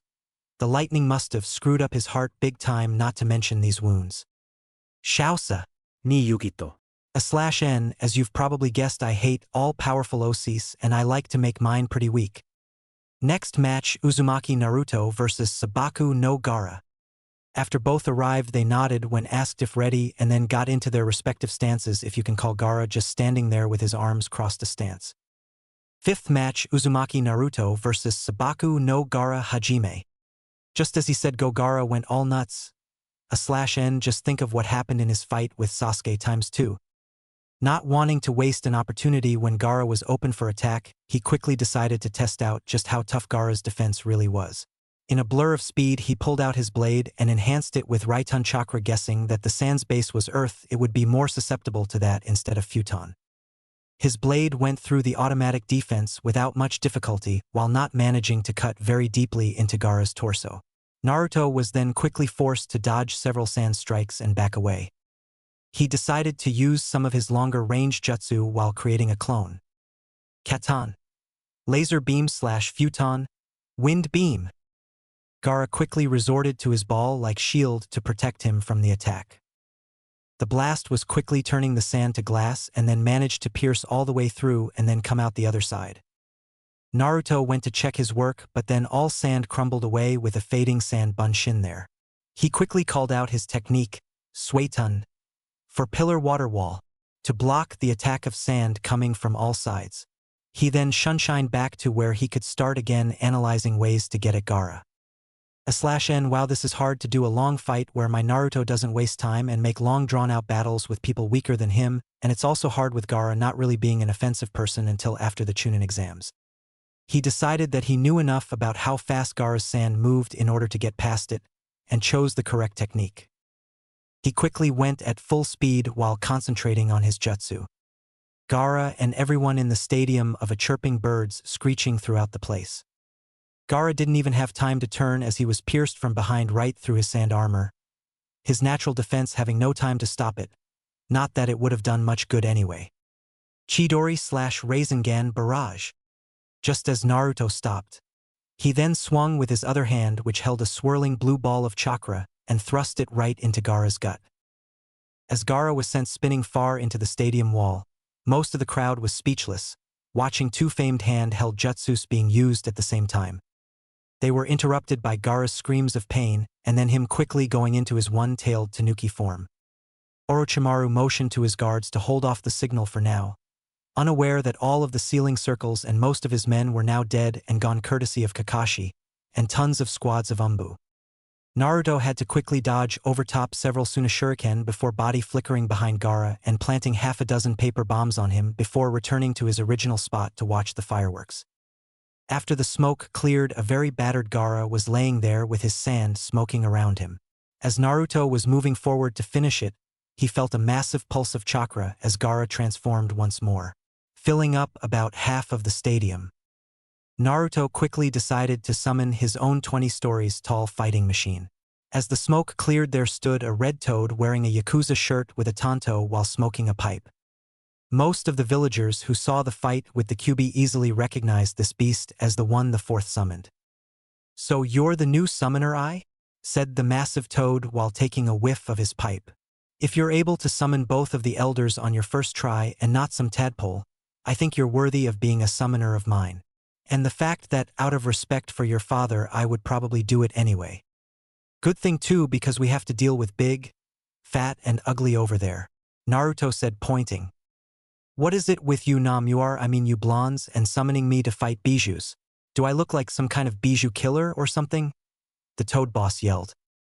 No, I'd do it myself, but can't exactly match up to that in the bulk department. But anyway, we'll be fine, just give me some oil," Naruto replied as he saw a wind bullet coming towards them. "Fine ninpu, toad oil bullet." Naruto then called out his technique, Kan Enden. Then they called out the jutsu together, Kan Gamewenden. The collaboration ninjutsu easily overpowered the wind jutsu and then combined with it as well and then proceeded to turn the sand into glass. Per instruction, Gamabuntan drew his blade while Naruto hopped onto it, channeling wine chakra into it. Gamabunta then proceeded to cut off the head of the tanuki while the rest of its body crumbled away. Gaara was completely unconscious while the Shikaku was out of it and unable to continue. Well, nicely done, Bunta. I'll be calling you again soon if I ever find another bijou for you to fight, Naruto said with a smile and a thumbs up. Genma then came out of his hiding spot, straightened his clothes, and then called the winner. Shousa Uzumaki Naruto. After the fight had finished, the whole entire crowd, awestruck that Naruto had defeated a bijou and had mastered 2 infamous jutsu, and on top of that managed to summon the 4th toad Gamabunta. Up in the stands, Sasuke was fuming. He had gotten there just as Yujito's fight started. He just couldn't understand how Naruto was so strong, and he didn't know how to get stronger. It's not like there was anyone strong in a village full of famous shinobi that were almost all willing to help him. Sakura and Ino were trying to convince themselves that Sasuke was still stronger and better than Naruto, but just couldn't get past the fact that Sasuke can't do anything to stop a 20-story-tall bijou that shoots off big, huge wind bullets of death. Orochimaru in the Kazekage's robes was licking his lips at the prospect of having Naruto on his side. He knew he couldn't switch bodies with him because of the Kyuubi, but to have such an asset on his team, he would quickly rise farther into power. His only plan for Sasuke was for him to be a baby maker to hopefully make stronger kids. To him, Sasuke was only as useful to him and worthy of being a next host as Sakura was. Sasuke would be simple to trick into coming with me, while Naruto would be rather difficult. With all of his root training, he must be completely loyal to Konoha. I don't want to kidnap either of them. Otherwise, Konoha would instantly retaliate to rescue their precious Uchiha. That is, if they survive today. He decided he had seen enough of Naruto's skills. For now, he motioned for his guards to be prepared. He quickly threw a smoke bomb and then grabbed Sarutobi and jumped up onto the roof. Well, Sarutobi, you've gotten slow in your old age. He never noticed the old man's smirk or took heed to the sudden buildup of chakra. Boom! Gore, well, I see how this is going. This body can't take many more of those hits, and then quickly make a new one, Orochimaru thought as he quickly had to make a new body again. Agitated that he had to waste a ton of chakra so soon when he could have easily avoided that if he hadn't underestimated the old Hokage. As his bodyguards positioned themselves to form a barrier, they quickly heard a jutsu being called out. Doton's Swamp of the Underworld. They quickly had to jump up and forgo the barrier in order to escape, but that seemed to be Toad Sage's plan. Ninpu. Bring down the house jutsu. None of them had the muscle to stop the falling toad. Attempted to summon a Rashomon to impede the summon's fall, but they found themselves inside a barrier that forbade them from summoning any chakra that they quickly recognized. You didn't think you were the only ones who could make a barrier, did you? Jiraiya questioned. Back in the stands, Naruto and his clones, along with all the Jounin and some of the Chunin, were quickly dispatching all of the sound nin that were hiding amongst the crowd, while it was proving difficult among the amassed panic of the citizens. He kind of wished that they were all knocked out. He quickly decided to do just that. He summoned about half of his killing intent, which then quickly knocked out all of those who were non-shinobi, while the sound ninja in that area that were Chunin and below just froze, making them easy pickings for the leaf nin around them. Naruto quickly left the rest of them to the Jounin, who he assumed could easily handle these guys. He then jumped over to where he saw a falling toad landing on some sound nin inside a chakra barrier. After the toad dispersed, for very battered and broken sound nin tried to crawl away. Orochimaru had quickly gotten away once he saw Jiraiya's Doton Jutsu. After the coast was clear, Orochimaru quickly reappeared on the stadium floor while trying to judge his options. Sarutobi and Jiraiya appeared in front of him, while Naruto stayed back to await an opportunity to help. Jiraiya decided to strike first Ranjashigami no Jutsu. He called out as his hair extended and formed a lion's mouth as it went to entangle and attack Orochimaru. Orochimaru quickly jumped up to get out of the way while the hair came up and followed him. He quickly summoned a large snake to counter Jiraiya's jutsu, but it was quickly pierced through the inside by many different spikes of chakra-infused hair. After the smoke cleared, Orochimaru was nowhere to be found. He reappeared a distance away before calling out a jutsu. Mandara no Hin. Countless snakes erupted from his mouth and then all drew a blade that erupted from their mouths. Naruto took this as his cue to step in along with a clone. Katan. Searing Tsunami. futon, wind wave. The enormous wall of fire quickly filled up the entire opposite side of the arena floor, quickly incinerating all of the snakes. He heard a call of a jutsu, summoning, for Pillar Rashomon. As 4 gigantic gates surrounded Orochimaru, they were quickly surrounded by flames, barely keeping all of the heat out. After the jutsu ended, Orochimaru quickly heard another jutsu being called from above him. Katon, Enden, futon, Renkuden. As the giant fireball shot through the opening in Orochimaru's defense, the snake Sannin quickly summoned a snake to take the damage for him, but the only one capable of doing so against such a technique would be Manda. Oh well, he's served his purpose enough. Orochimaru quickly hid in his mouth until the technique was over. Once it was complete, he walked out of the dead snake's mouth ready for his next move where he could gain an upper hand. Kukuku, so unfair sensei. 3 against 1? Allow me to even these odds. Summoning, Edo Tensei. 2 coffins came up with the insignia for first and second on them, while Sarutobi, Jiraiya, and Naruto looked shocked while 2 well-known figures stepped out. Saru, you've certainly gotten old, haven't you? Are you the one who has summoned us using my technique? The Nidaime asked. No, that would be me, Orochimaru. I thank you for creating such a jutsu. It has come in quite in handy for situations like these, but enough of this chit-chat. Orochimaru leaned forward to implant the kunai with the talisman to control them both. Acting quickly, Naruto called out his technique, Futon, Rapusho. The blast of wind quickly knocked away the 2 kunai, which then sent them to 2 of Naruto's clones. The fighting was over now in the stands, and now all of the shinobi there have been watching the fight while looking for a time when they may need to assist the trio. They have been stunned so far by Naruto's prowess with his jutsu. Jiraiya and Sarutobi then motioned for 2 of the jounin in the stands, Genma and Gai, to quickly snatch the former Hokages. Once this fight is over, I want you to examine those seals and see if it's possible to alter it, Sarutobi said to Jiraiya. /N, just so you know, as of now both of them aren't fully revived. They need to have some kind of seal to keep them here, so they can't fully move very well or easily. Hi Sarutobi-sensei, but first let's take care of our resident pedophile, Jiraiya responded while building up his chakra. That puts a major dent in my plans, but what to do now? I would make this a battle of attrition if Jiraiya and Naruto weren't here. I can't use too many ninjutsu without them being a complete waste, with all 3 of them being strong in ninjutsu, while with Naruto it probably wouldn't even make a dent in his chakra supply to overpower any of my techniques. Genjutsu is an option, but considering all 3 of their levels I doubt it would do any good, and also the jounin in the stands would quickly free them if any got caught. Taijutsu seems to be my only real option for this, Orochimaru pondered. He quickly summoned Kusanagi from his mouth and assumed his stance. Naruto drew his wakizashi while Sarutobi summoned Enma and transformed him into his diamond staff. Jiraiya just looked at them both before pouting and pulling out a kunai.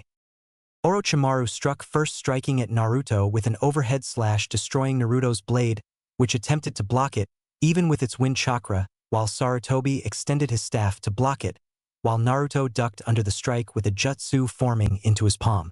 At the same time, Enma had one of his arms extend from the staff and grab a hold of his face to keep him in place, and the other held onto his sword's hilt to prevent him from striking with it.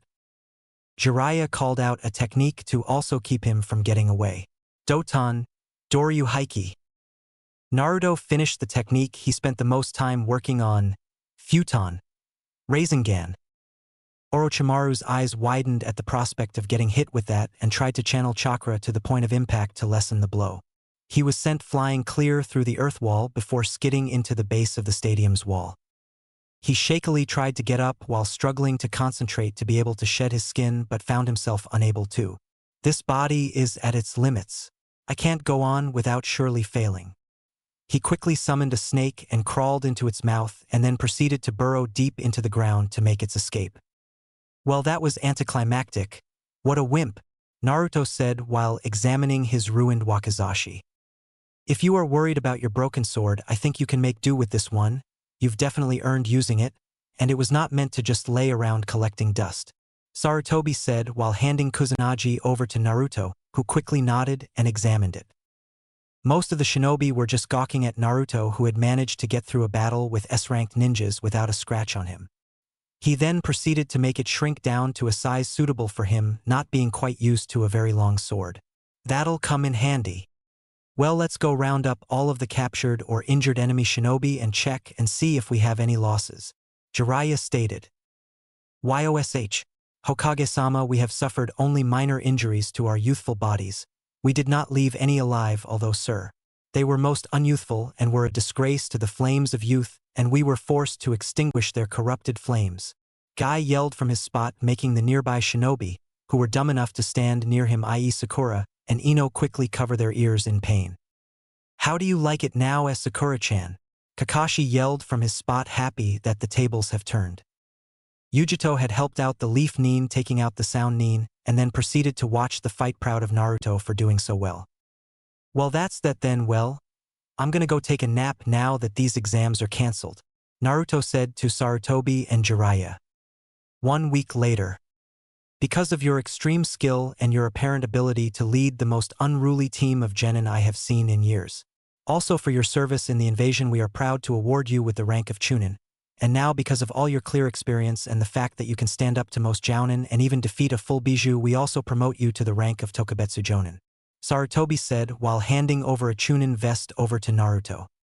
Once you have sufficient practice with working with other teams, we will upgrade you to full jounin, the Sandaime said with a look of pride on his face. Thank you, Hokage-sama, Naruto replied while putting on the vest and placing several of his scrolls into the different pockets. The Hokage then proceeded to give a Chunin vest to both Lee and Shikamaru for their prowess and leadership abilities respectively. He planned on pairing the two up quite often so Lee could pick up a lot of strategic abilities from Shikamaru. Later that night, at the party celebrating the three of them advancing higher in rank, the entire Rookie 9 and Guy squad were there, along with the senseis.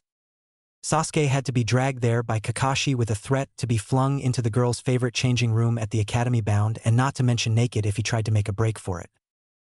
He was still in a pissy mood ever since he saw how truly strong Naruto was compared to him. He had been training non-stop since then, and then the fact that he made Tokubetsu Jounin made it even worse. Naruto had invited Yujito to the party while Shikamaru brought Temari, seeing how they the Sannin were just following orders from Orochimaru and not their late Kazekage. Niji came with Tenten, and so all the other guys came with other female genin that had asked them out. There were only 3 people without a date, and that was Sakura, Sasuke, and Ino. Sakura and Ino's conversation merely consisted of, "Ha! You didn't come here with a date, you're such a loser. What do you mean you didn't get a date? Either oh hey Sasuke-kun, will you dance with me? Shut up and go away. I love you Sasuke-kun," they would both say at the same time. A few days later, after getting back from a mission with a couple of other jounin, Naruto decided to just relax for a little while before doing any more training. Have a good mission, Gaki? Naruto heard from above him. Meh, it was a total snooze fest. The only thing good about diplomatic missions are the fact that they pay well, Naruto responded while yawning. Well, we got another mission for you. We apparently have to go and fetch my wayward teammate to see if she will try and start up that medical nin program she wanted to do all those years ago. Apparently Danzo liked it, but we didn't have the time or resources to do it at the time, but now we do. So that's another of the changes we're implementing here, Jiraiya said.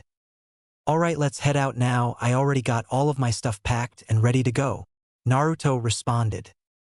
After about an hour of walking, they stopped at a nearby town that was having a carnival going on. Go have some fun, Gaki. It will take some time before we can find Tsunade, so we might as well take our time, Jiraiya said while heading into a tavern. Naruto quickly decided to just head out into the forest to do some more training. After he arrived, he quickly sensed a massive chakra signature coming his way that was comparable to Bijou levels. He made several shadow clones and separated them throughout the woods to replace with them if needed, and sent another one to go and get Jiraiya. Come on out. Only a completely talentless loser wouldn't be able to sense that large of a chakra signature. Out walked 2 people. He quickly recognized the 2 from the bingo book and quickly prepared himself for the fight of his life. Uchiha Itachi and Hoshigaki Kisame. Never would expect to see a couple of S-ranked criminals like yourselves here, let alone in the middle of a deserted forest, together, by yourselves, stalking little boys, Naruto said with a smirk. Both Itachi and Kisame twitched. So he's got a mouth on him, Itachi? This brat needs to be taught a lesson, although it's surprising that he already knows who we are. Itachi just stared at him impassively. Naruto-kun, come with us. Am I allowed to say no? No. Darn. Worth a shot though. Kisame tired of just talking when he was itching for a fight ever since he was forced to abandon the one with that spandex-wearing idiot quickly rushed forward with his sword drawn, intent on ending this now. Naruto drew his Kusanagi sword and using his superior speed quickly dodged Kisame's overhead slash by jumping to the left and then extending his blade, and then coating it with wind chakra. Kisame quickly hit the floor to get away while Naruto continued on going for Itachi, who easily tracked it with his Sharingan nimbly jumped over the blade. How did a brat like you get Orochimaru team's blade? Kisame questioned. Naruto just stayed impassive, not feeling like trying to anger them anymore and deciding to concentrate on the fight. He sheathed his blade and went with a different blade. Futon. Kase no Yaiba. He then rushed forward trying to hit Itachi, who was having a hard time keeping out of its way. He noticed Kisame calling off a jutsu from behind and quickly shunshined back to where he was. He attempted to use a downward slice but only succeeded in getting his back. Kisame's jutsu ran straight into Itachi's Bunshin Daibakuha. Naruto, deciding to go on a full offensive, tried using some of his bigger collaboration jutsu that would make it hard to dodge or for Samahata to suck the chakra from. Suetun. Bakusui Shoha. Are you sure that's such a good idea, boy? I mean, you're in my territory now. Naruto just made more hand signs which Kisame matched, guessing his idea. Suetun. Suryuden no Jutsu, they both called out. Naruto continued with more hand signs. Raitun. Lightning Dragon. His dragon then combined with both his and Kisame's jutsu before going down to attack Kisame, who was using Samahata as best as he could to absorb the attack. While he was still there, Naruto had one of his clones hold off Itachi for just a second while he himself went to strike Kisame from behind. I may really hate being underestimated, but hey, it sure helps against guys like this. Kisame, being unable to move, was quickly struck from behind by a futon Rasengan, which promptly sent him flying straight into the remains of the lightning-charged water dragon. Itachi quickly got rid of Naruto's clone and decided to end this. Look into my eyes, Naruto-kun.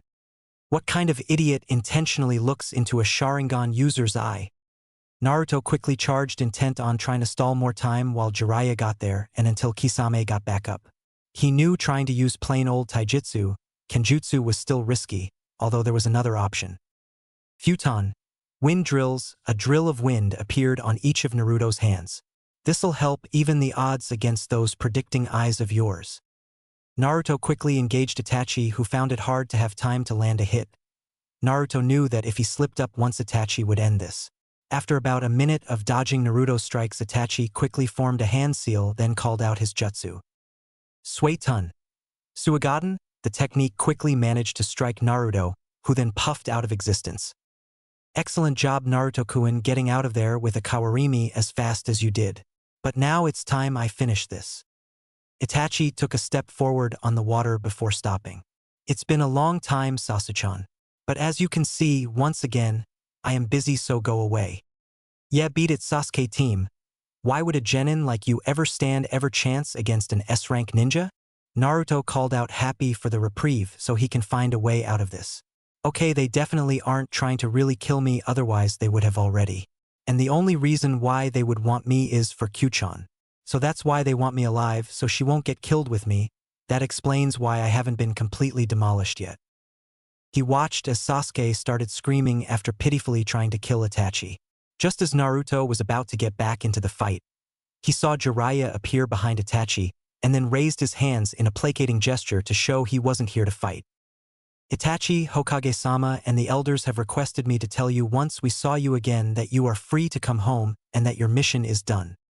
Itachi's eyes, not to mention Naruto's, widened when Jiraiya said that. Naruto's body flickered over there to pick up the unconscious Sasuke. But what about my mission to keep an eye on the Akatsuki? It's being taken care of. What we need right now is for one of our strongest nin to come back to the village. Danzo and the Sandaime will be coming clean with the village about the coup d'etat.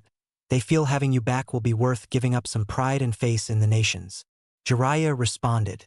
He then placed a hand on his shoulder. You know, there's no real need to feel guilty for what you have done.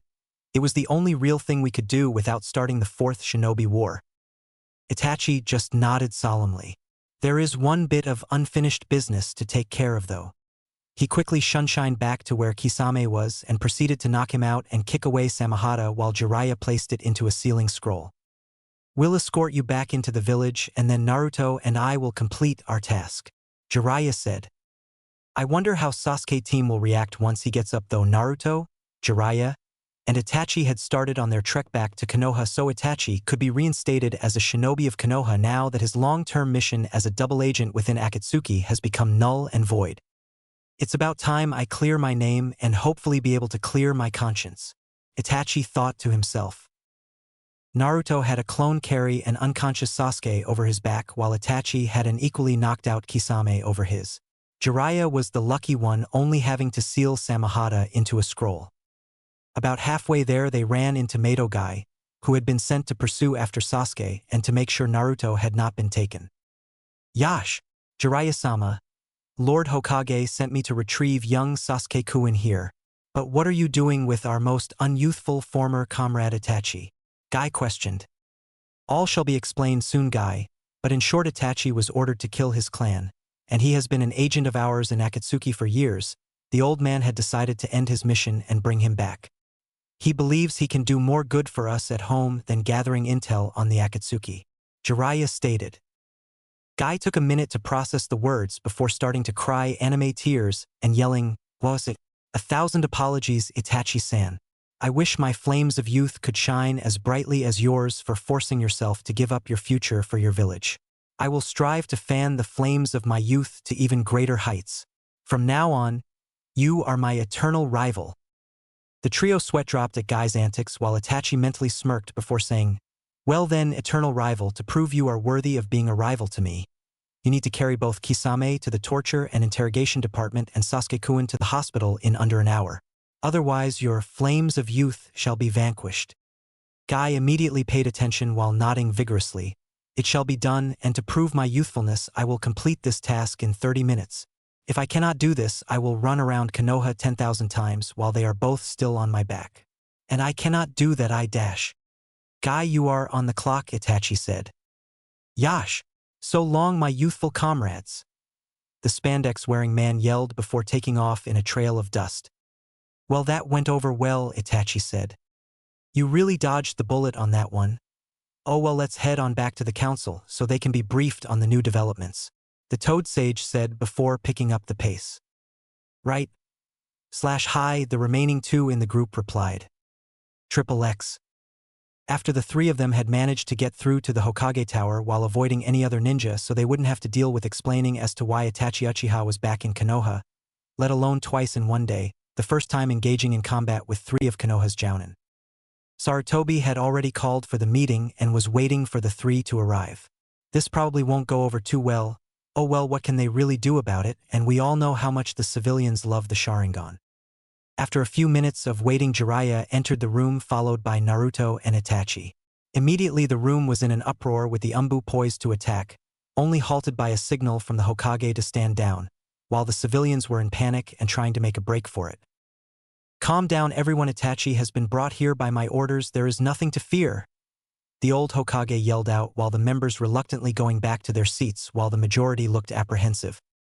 The clan's heads just looked on impassively waiting for an explanation but ready to fight if necessary. "Thank you, now to start us off I will tell you all the truth about Itachi and his clan. The Uchiha were planning a coup d'etat and Itachi was our agent on the inside. The elders and I all back up this claim," Hiruzen stated while his two teammates and Danzo nodded. "After negotiations repeatedly failed, our only option was to eradicate the Uchiha clan rather than start a civil war within the village, which I am certain other villages like Kumo or Iwa wouldn't hesitate to take advantage of, especially with how recent the Kyubi incident had occurred and our weakened state. Itachi was the one to eliminate the traitors before they struck first, and was labeled a traitor himself before becoming a missing nin and joining the criminal organization the Akatsuki, who he has been a double agent of ours ever since." The shinobi in the room who knew Itachi before he left nodded to themselves, since it made sense to them that the peace-loving young man would never destroy his family without some kind of major reason. The civilians still looked a bit skeptical but decided to wait and see what would happen from there. The Hokage continued after letting all of that sink in. Now Itachi will be reinstated as a Leaf Jounin and will begin to partake in missions once more. He will prove himself once again as he did in the past. Are there any objections to this? Everyone in the room remained silent to ponder what the outcome would be of their decision. The civilians naturally couldn't even have a say in the final outcome since this was a shinobi matter, but were just there so they could verify everything that was said to the populace in their districts. I see no reason for Itachi-san here to be punished for his actions. He was ordered to do it, and the magnitude of his orders should be punishment enough. However, there will be many who will be mistrustful, so it will take major action to win everyone's trust back.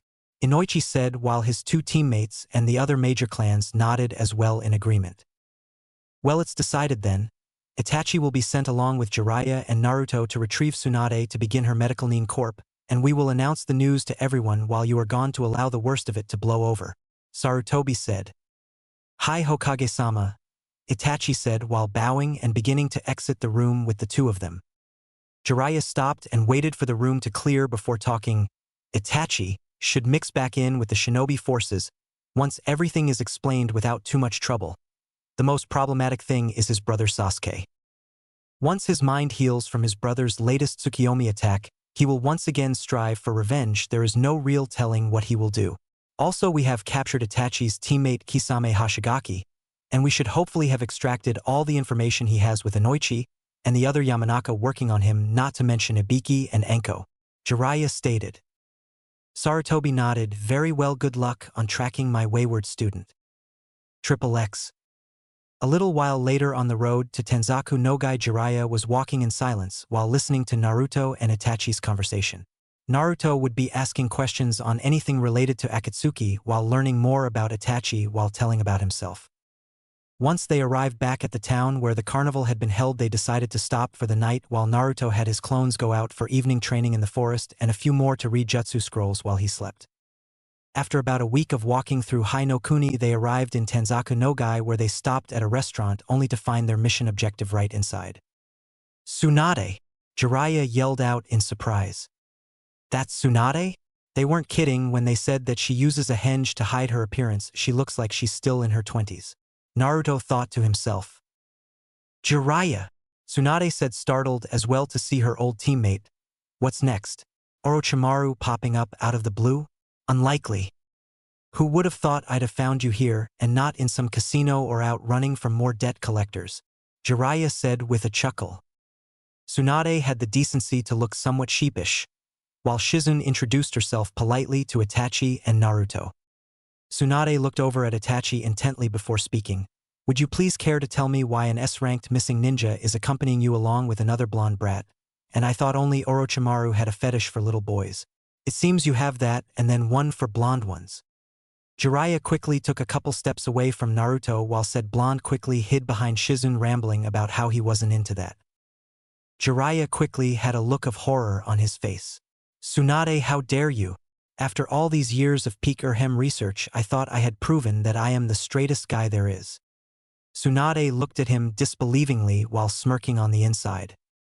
After about a bit more teasing, Jiraiya explained Itachi's situation. Tsunade nodded before speaking again. So who's the new blonde brat? We all know how that turned out last time.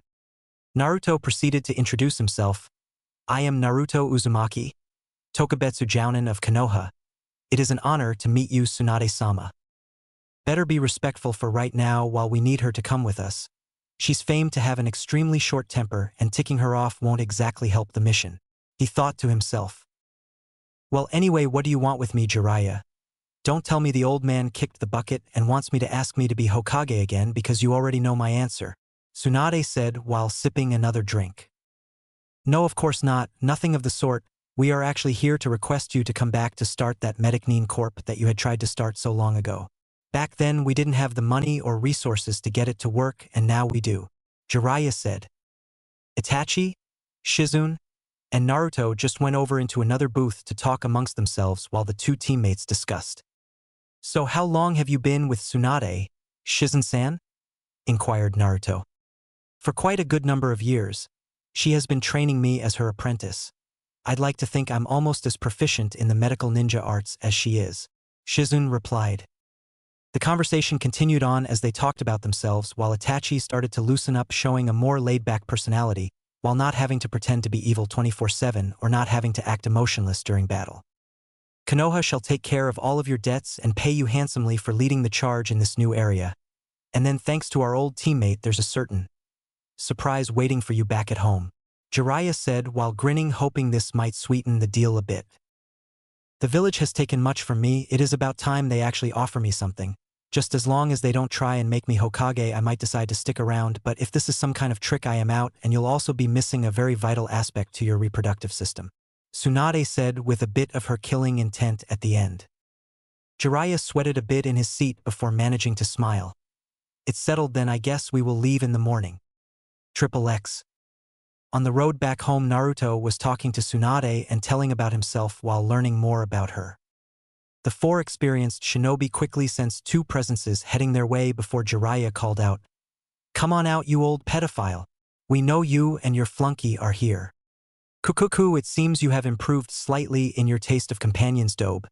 It's nice to see you again, Tsunade," the pale Sannin said while coming out of the earth with his second-in-command Kabuto. "I was hoping to speak to you before you left, Tsunade, in order to ask you to consider joining me in search for knowledge. But it seems you have already thrown your lot in with these imbeciles. Although it is a great surprise to see Itachi-kun here after so long," Orochimaru said while licking his lips. Inwardly, though, he was getting a bit worried. He knew if he couldn't get either Itachi or Tsunade with him, he could not win against all of them. Kabuto could possibly get rid of the little assistant, but he might not fare too well against Naruto-kun, although I should still be able to incapacitate him by using the curse seal. He kept this train of thought, unaware of Naruto's changes to the seal. "I heard about how well your so-called invasion went, Orochimaru. These imbeciles, as you called them, seem to be able to completely rout your attempt at destroying the Leaf Village. I feel it wise to side with them, rather than the losing side," Tsunade said with a smirk. "I also know the perfect way for Itachi here to regain some trust back in Konoha, and destroying another of Konoha's greatest criminals will do just the trick, don't you think?" Jiraiya said while getting into a fighting stance and starting to draw upon massive amounts of chakra. "That is most unfortunate, Tsunade. I'm afraid you may not leave here alive then, Tsunade. The same goes for you, Jiraiya. Soon I will be the only remaining Sannin," the snake Sannin while preparing himself. "Naruto, you and Shizune get rid of his little helper, while the three of us will get rid of Orochimaru. Can you handle it?" Jiraiya asked, already certain of his answer. "Sure thing, Jiraiya-sensei, this shouldn't take too long, it's time. I cut loose a bit, come on Shizunichin," Naruto said, before adding a foxy grin and drawing Kusanagi from his back. "Let's go wild." Naruto discreetly formed a group of shadow clones and dispersed them throughout the area to be Kawaramied if needed. Shizune put Taunton down, who went to find some cover while the Kage-level combat was taking place. "Cover me while I engage Four Eyes here up close, so try to keep your distance," Naruto said without taking his eyes off his quarry. The dark-haired medic nodded while loading her Senbon launcher strapped to her arm. After a few more seconds, Naruto decided to make the first move, dashing towards Kabuto, Kusanagi in hand, going for an upward slash. Kabuto backstepped, trying to get some distance while making hand seals. A second later, a blue glow encased both of his hands while he continued to stay out of Naruto's reach. "Chakra scalpels, gotta make sure he doesn't touch me with those. Time to make things even," Naruto thought to himself before forming a hand sign after sheathing his blade. "Futon. Wind drills," the blonde called out while his hands became surrounded by partially invisible swirling blades of wind. They met together with Naruto going with a right hook at the medic's face. Said medic moved his body to the left while striking with his left hand to attempt to disable a muscle on the younger ninja's shoulder. Naruto quickly followed through with his punch's momentum and rolled forward with Kabuto's back to Shizune, who quickly fired off several of her Senbon. Kabuto leapt off to the side and then looked back to where Naruto had been to see that he was gone. He heard a rumbling from below him and quickly jumped into the air to avoid a cluster of spikes that rose 6 feet off of the ground. As soon as he landed, he was forced to fall backwards and roll to avoid a wind drill encased fist courtesy of Naruto. He continued to slide back, hoping to get some distance from the blonde shinobi. "I can't keep this up at close range. At this rate, I'm going to slip up and he'll finish me. Even with my healing ability, he's too dangerous to continue fighting up close and by his file," and from the info Orochimaru-sama gave me his long-range ninjutsu is superb as well. This will indeed be a tough fight. Kabuto thought to himself. Triple X. Kuku, Itachi-kun. Why on earth would you consider going back with these Konoha buffoons? Someone like you is far better suited joining forces with me, Orochimaru stated while still trying to weigh his options.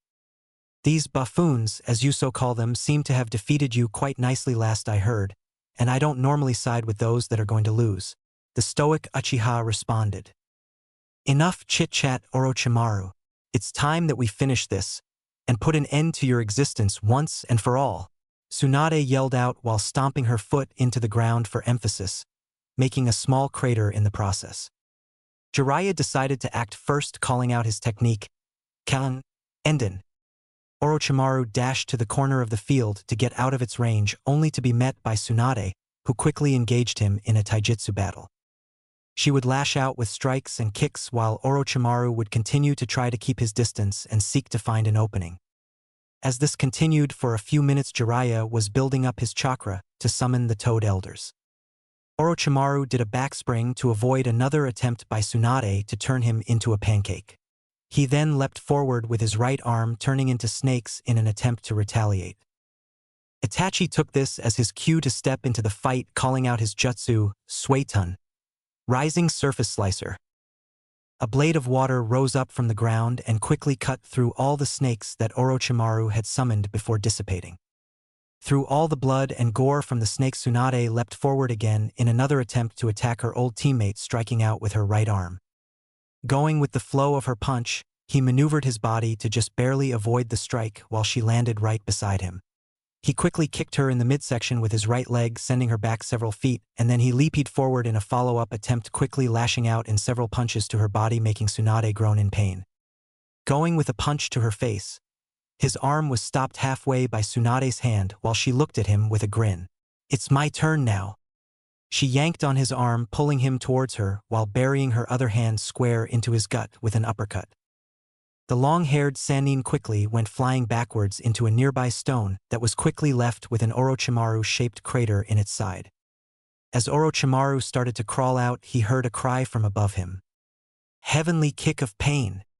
He looked up just to be caught square in the face with Tsunade's falling axe kick, which quickly shattered the area around them. As the dust settled and Tsunade jumped out to avoid any surprises she could see, Orochimaru, turning into mud and dissipating.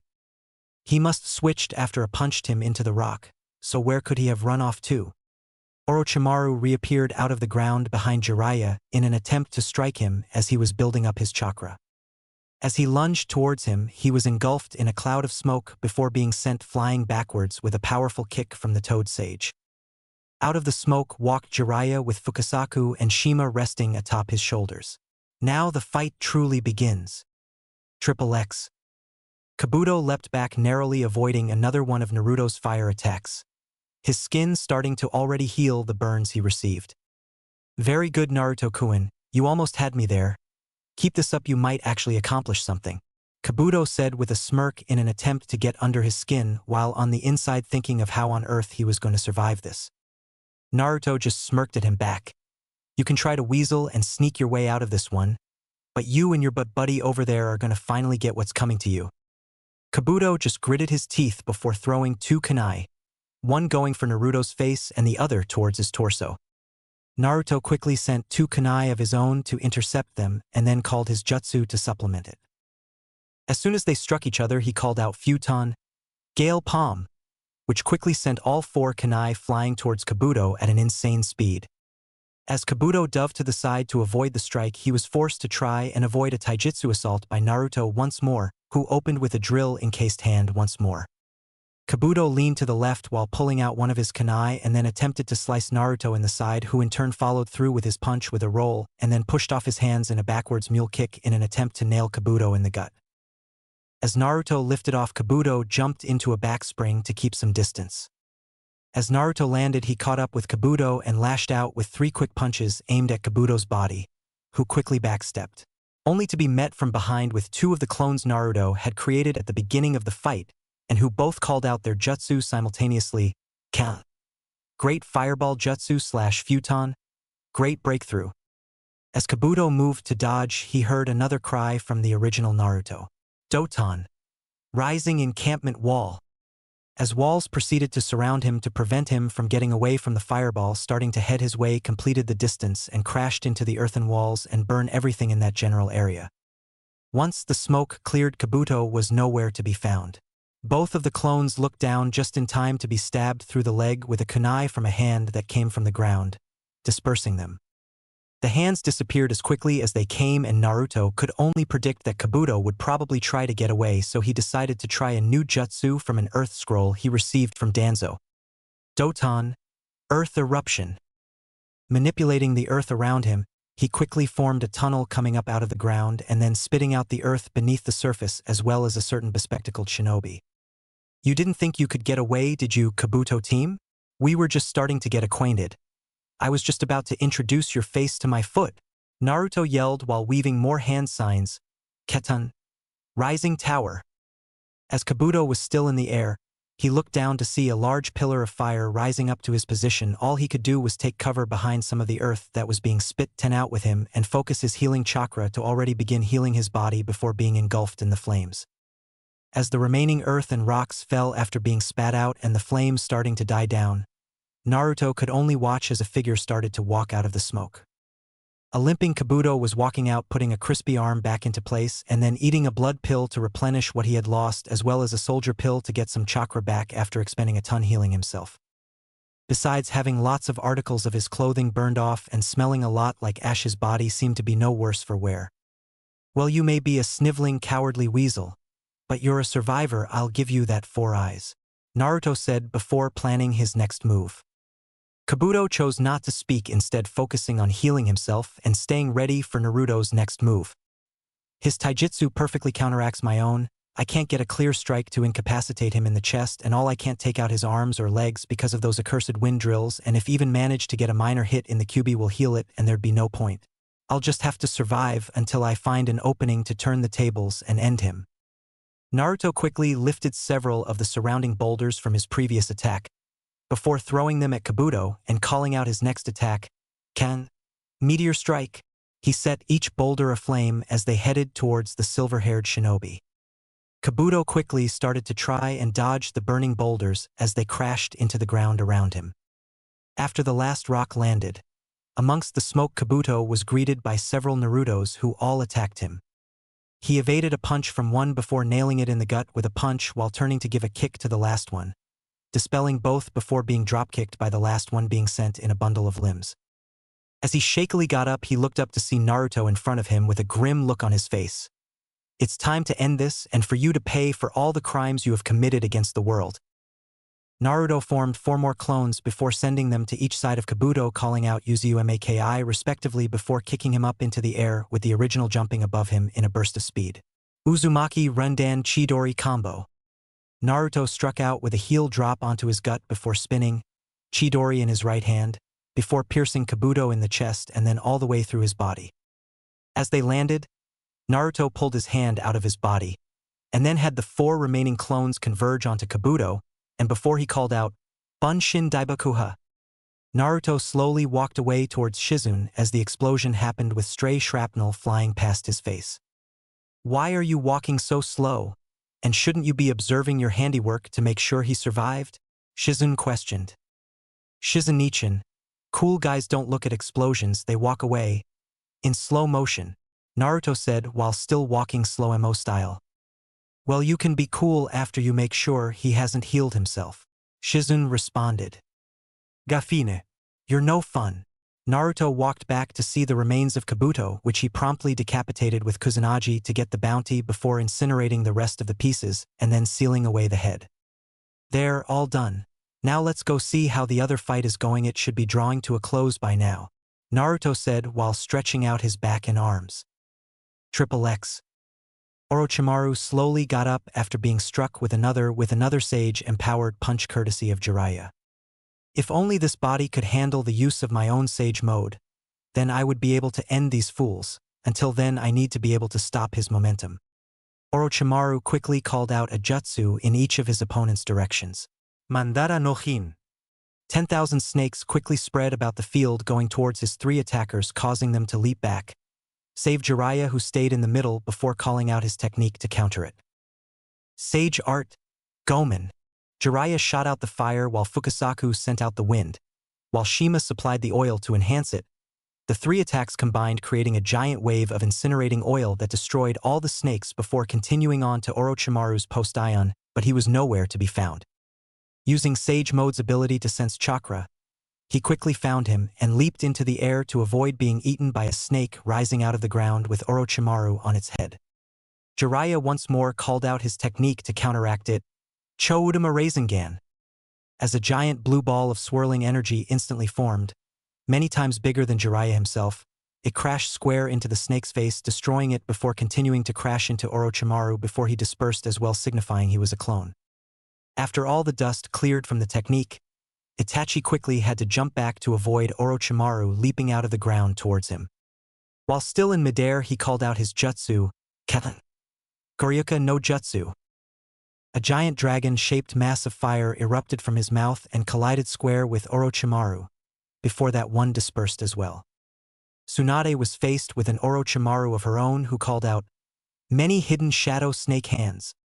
To deflect the oncoming swarm of snakes, she lifted a large portion of the terrain from the ground and swung it as one would a baseball bat, knocking them all off course before throwing the entire mass of stone onto Orochimaru, dispersing him as well. Enough of these games. Come out here and face us, she yelled out. Jiraiya quickly located him once more as he rose up from the ground behind him.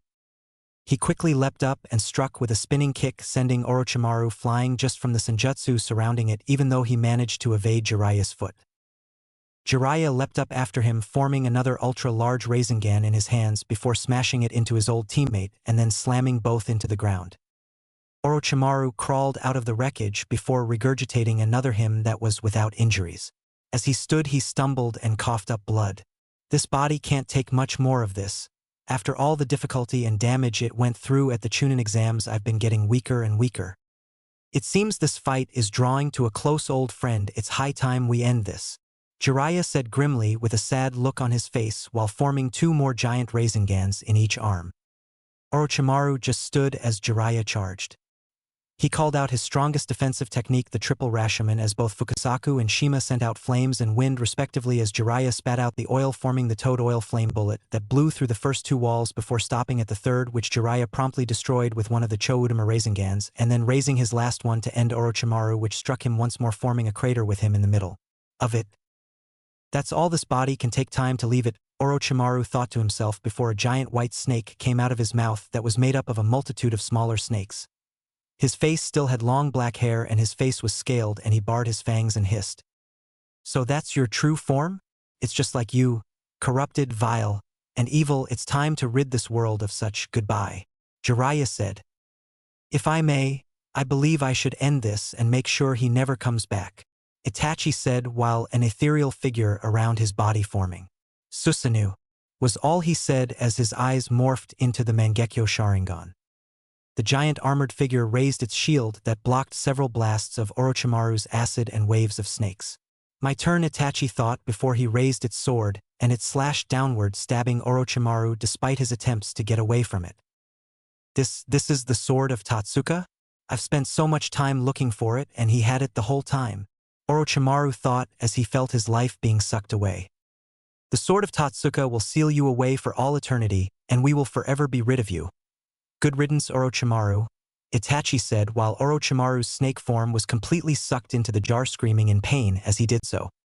It's finally over, both Jiraiya and Tsunade said simultaneously as they looked at the aftermath of the battle before Jiraiya sealed away Orochimaru's last body to be buried out of respect for his old friend. Well, about time. I thought that guy would never shut up and die. And geesh, Itachi and Aizen, how come you're just so dang cool? Naruto yelled out with a faux pout at the end. Way to kill the mood, Naruto, Shizune called out after him. After they caught up to where the 3 elder shinobi were, they all had a moment of silence for the dead before continuing their trek back home. After they were gone from sight, Zetsu was seen sticking out of the ground. Well, that was certainly very interesting indeed. First, that Itachi has rejoined his Konoha comrades, but at least he still fulfilled one of our wishes to have Orochimaru destroyed. I must inform Pain-sama about this. The plant-like man went back beneath the earth and then all was silent. XXX. After several days of heading back home, the group finally reached home and were greeted with much praise and cheering. All of the populace had heard from the council members from each of their districts about the truth of the Uchiha massacre and how Itachi was a hero. So they were all greeted by a major welcoming procession for both Tsunade and Itachi as the five of them made their way to the Hokage Tower to give their report. It was to be in the council room once more where they met, and everyone above the rank of Chunin was present and seated, as well as all the clan heads and council members. The group of five entered the room while whisperings about a certain blonde-haired shinobi circled the room, questioning as to why someone like him was with such prestigious people like Jiraiya and Tsunade. They gave their report in detail of all that occurred, and then Itachi concluded it with how he killed Orochimaru. He is forever sealed away into the Sword of Totsuka, where he will be in a never-ending genjutsu, never to be freed. Murmurs went throughout the room as people questioned that Orochimaru was finally dead, and some were excited enough to start clapping. Sarutobi silenced the room before speaking. Well, I shall expect the written report in the morning. For now you are all dismissed. We shall discuss what shall happen now and will inform the people of this new development. Also, for the death of Orochimaru, you, Itachi, shall receive his bounty, as you were the one to finish him. Thank you, Hokage-sama/hi, was all they said before leaving the room. XXX. The next morning, after Itachi gave his report on all of Akatsuki's dealings and their plans that he knew about and how they did everything, he was dismissed and given an apartment next to Naruto's until he felt like moving back into the Uchiha compound. He went with Naruto, who decided to visit his old squad for their training that day. As they arrived, they saw them going through different sparring sessions with Sasuke and Sakura attacking Kakashi.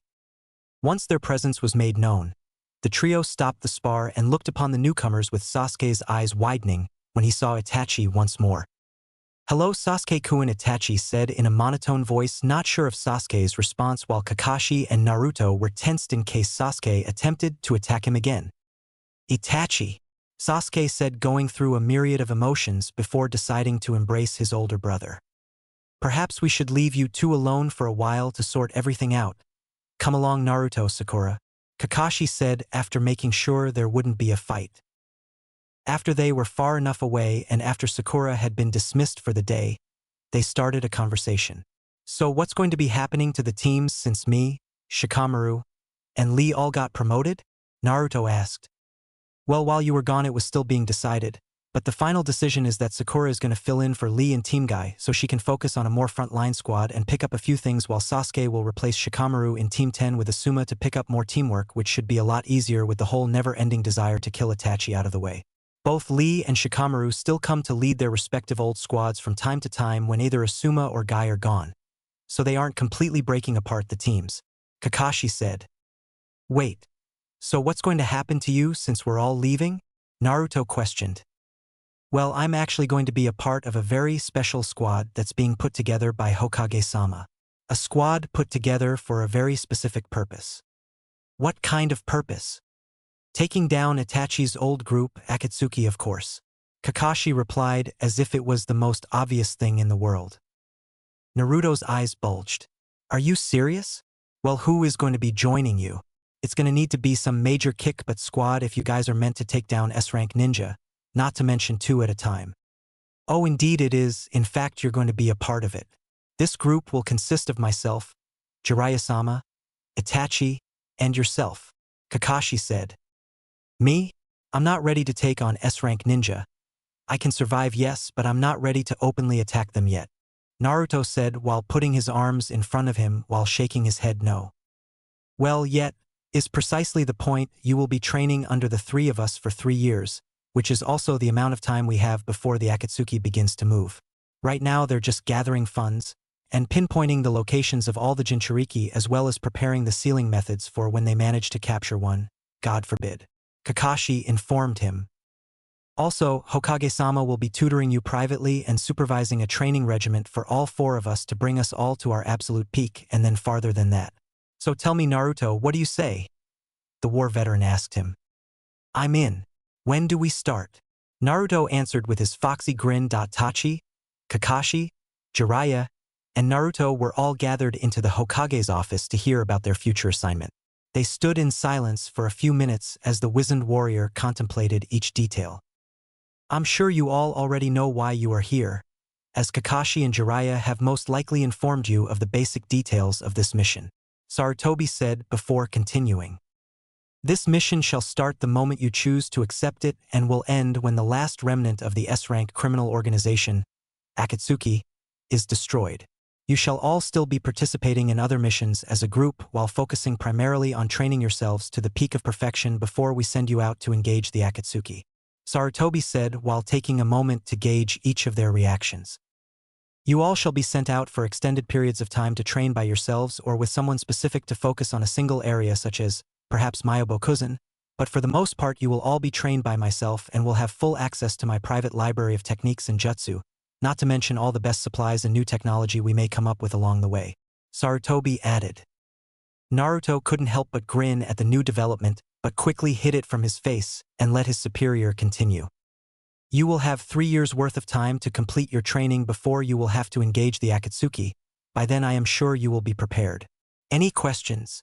Hiruzen said before taking a whiff of his pipe. None, Hokage-sama, they said before each quickly accepted the task and they awaited further instruction. Good. Now let's get started. Oh, and Naruto, I believe there are some things you should know. They're about your family, said the Sandame. 3 years later. Naruto quickly backstepped to avoid a strike that ended up destroying the ground where he was just standing. He quickly went through hand signs in an attempt to give himself some space, Katan. Encircling fire wave. A circular wave of fire expelled from his body in all directions before forming a type of barrier. As his opponents were formulating a plan to get through, all they could hear from within the fire was Futon. Cycling tornado. As the tornado of wind struck the fire, it quickly increased its range tenfold and Naruto's quarry were quickly forced to go back farther and into a clearing. As the four landed and quickly got into the Manji formation as the surrounding forest was in flames, they were startled by the sound of a kunai landing right in the middle of them. Oh, not again, they all thought as there was a blue and yellow flash as each of them was struck in the back with a Rasengan and sent flying. Come on guys, that was too easy. I mean that I know you're the rookies and all, but still that was still way too obvious, a certain blonde-haired shinobi said while looking at each fallen warrior. He quickly went over to each one and released the paralysis seal that activated as soon as they were struck by a killing blow while they had received no damage. You guys are so lucky this thing is perfected. The first group to try it out was stuck like that for 4 hours until Jiraiya-sensei and I were able to fix the seal. We know, one of the Umbu said as he slowly got up stretching his sore limbs, before moving to help his teammates up. We can't all be trained personally by a bunch of S-rank ninja, not to mention be the son of one of the greatest Hokages who ever lived. Another Umbu added. Well, that's enough for today. You guys go on back to base, I need to get going, Naruto said before shining out of the area. Naruto had grown up a bunch in the past 3 years. He kept the general same outfit, except he now has a gauntlet on each arm capable of emitting a chakra shield or any other kind of shape he so desires. He now sports an Umbu tattoo on his left shoulder, as well as one on his right in the shape of a blue demon wheel shuriken which was currently glowing.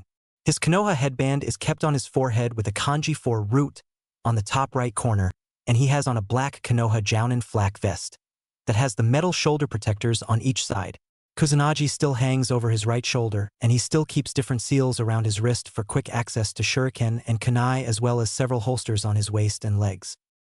He walked through town heading towards the Hokage Tower for his team meeting. He was greeted outside the doors by his teammates. Look who decided to show up. You know being tardy is very rude, Naruto, a certain silver-haired shinobi said while reading a signature orange book.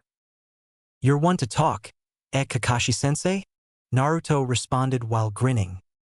Kakashi hadn't changed much. He now wears gauntlets similar to Naruto's, as well as the same black vest and numerous holsters, as well as the seals on his wrists.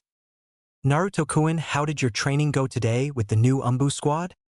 Itachi asked while leaning against the wall. Same old, same old. The rookies almost always either seem to quake in fear when they see that they're up against me or toughen up when they see it's 4-on-1, but the end result is always the same, Naruto replied. Itachi was dressed the same as Kakashi, except he had an Uchiha symbol on the back of his flak jacket. Enough chit-chat for now, boys. It's time to see what the old man has for us next, the Toad Sage said before getting up to go. Jiraiya was probably the one who changed the most. He mimicked the others with the black flak vest, gauntlets and holsters, while also finally losing the kabuki sandals and switching to the steel-toed boots that everyone wore now. He no longer carried around the ginormous scroll while opting to keep the long hair that still went down his back. He has lost the old gut he seemed to be growing and was clearly back in the figure of his prime. Hi Jiraiya-sensei. The other three said before going up the stairs to talk with their mentor. They walked on past the secretary before proceeding to enter the room. The old man hadn't changed much at all really, a bit more wrinkles, same old Hokage robes and pipe, but due to having to train 4S rank ninja, his chakra levels and stamina among other things have been able to increase back to an acceptable level. Good, you all are here. Now that the 3 years have passed and gone by, the Akatsuki will start to go on the move, and now that you have spent all this time training in preparation, you are all ready. Sarutobi said while looking at each one of them while grinning to himself while trying to imagine anyone trying to take on the 4 of them. He lit his pipe before continuing. Now for your first assignment in dealing with the Akatsuki is not so much of engaging them directly, it is more to ensure that each Jinchuriki host is under our protection and that we shall be able to intervene at a moment's notice. I'm certain you all know what I'm alluding to. The group nodded while allowing the old man to continue.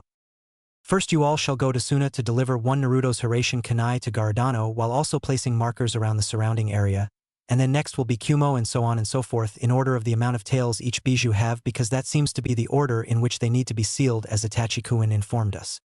You all will have until tomorrow to prepare and tie up any loose ends before leaving to Suna. This will be more of a long-term mission, as you will not be required to do these in quick succession, and you will most likely be given other assignments during this time as well. Any questions? Sarutobi concluded while eyeing Jiraiya raising his hand. And no, Naruto-kun will not be placing any Hiraishin markers at the various hot springs you come across, he added with a smirk. The old pervert's hand quickly went back while putting a pout on his face. Some things will never change, the old man thought to himself. Good. You are all dismissed and good luck, the Sandaime said before the group left the room. XXX. As they exited the tower, Itachi and Jiraiya went their separate ways while Kakashi and Naruto headed on to where the other squads from his year met every other week. The two of them arrived at the barbecue restaurant and could already hear Choji's loud yells about more food.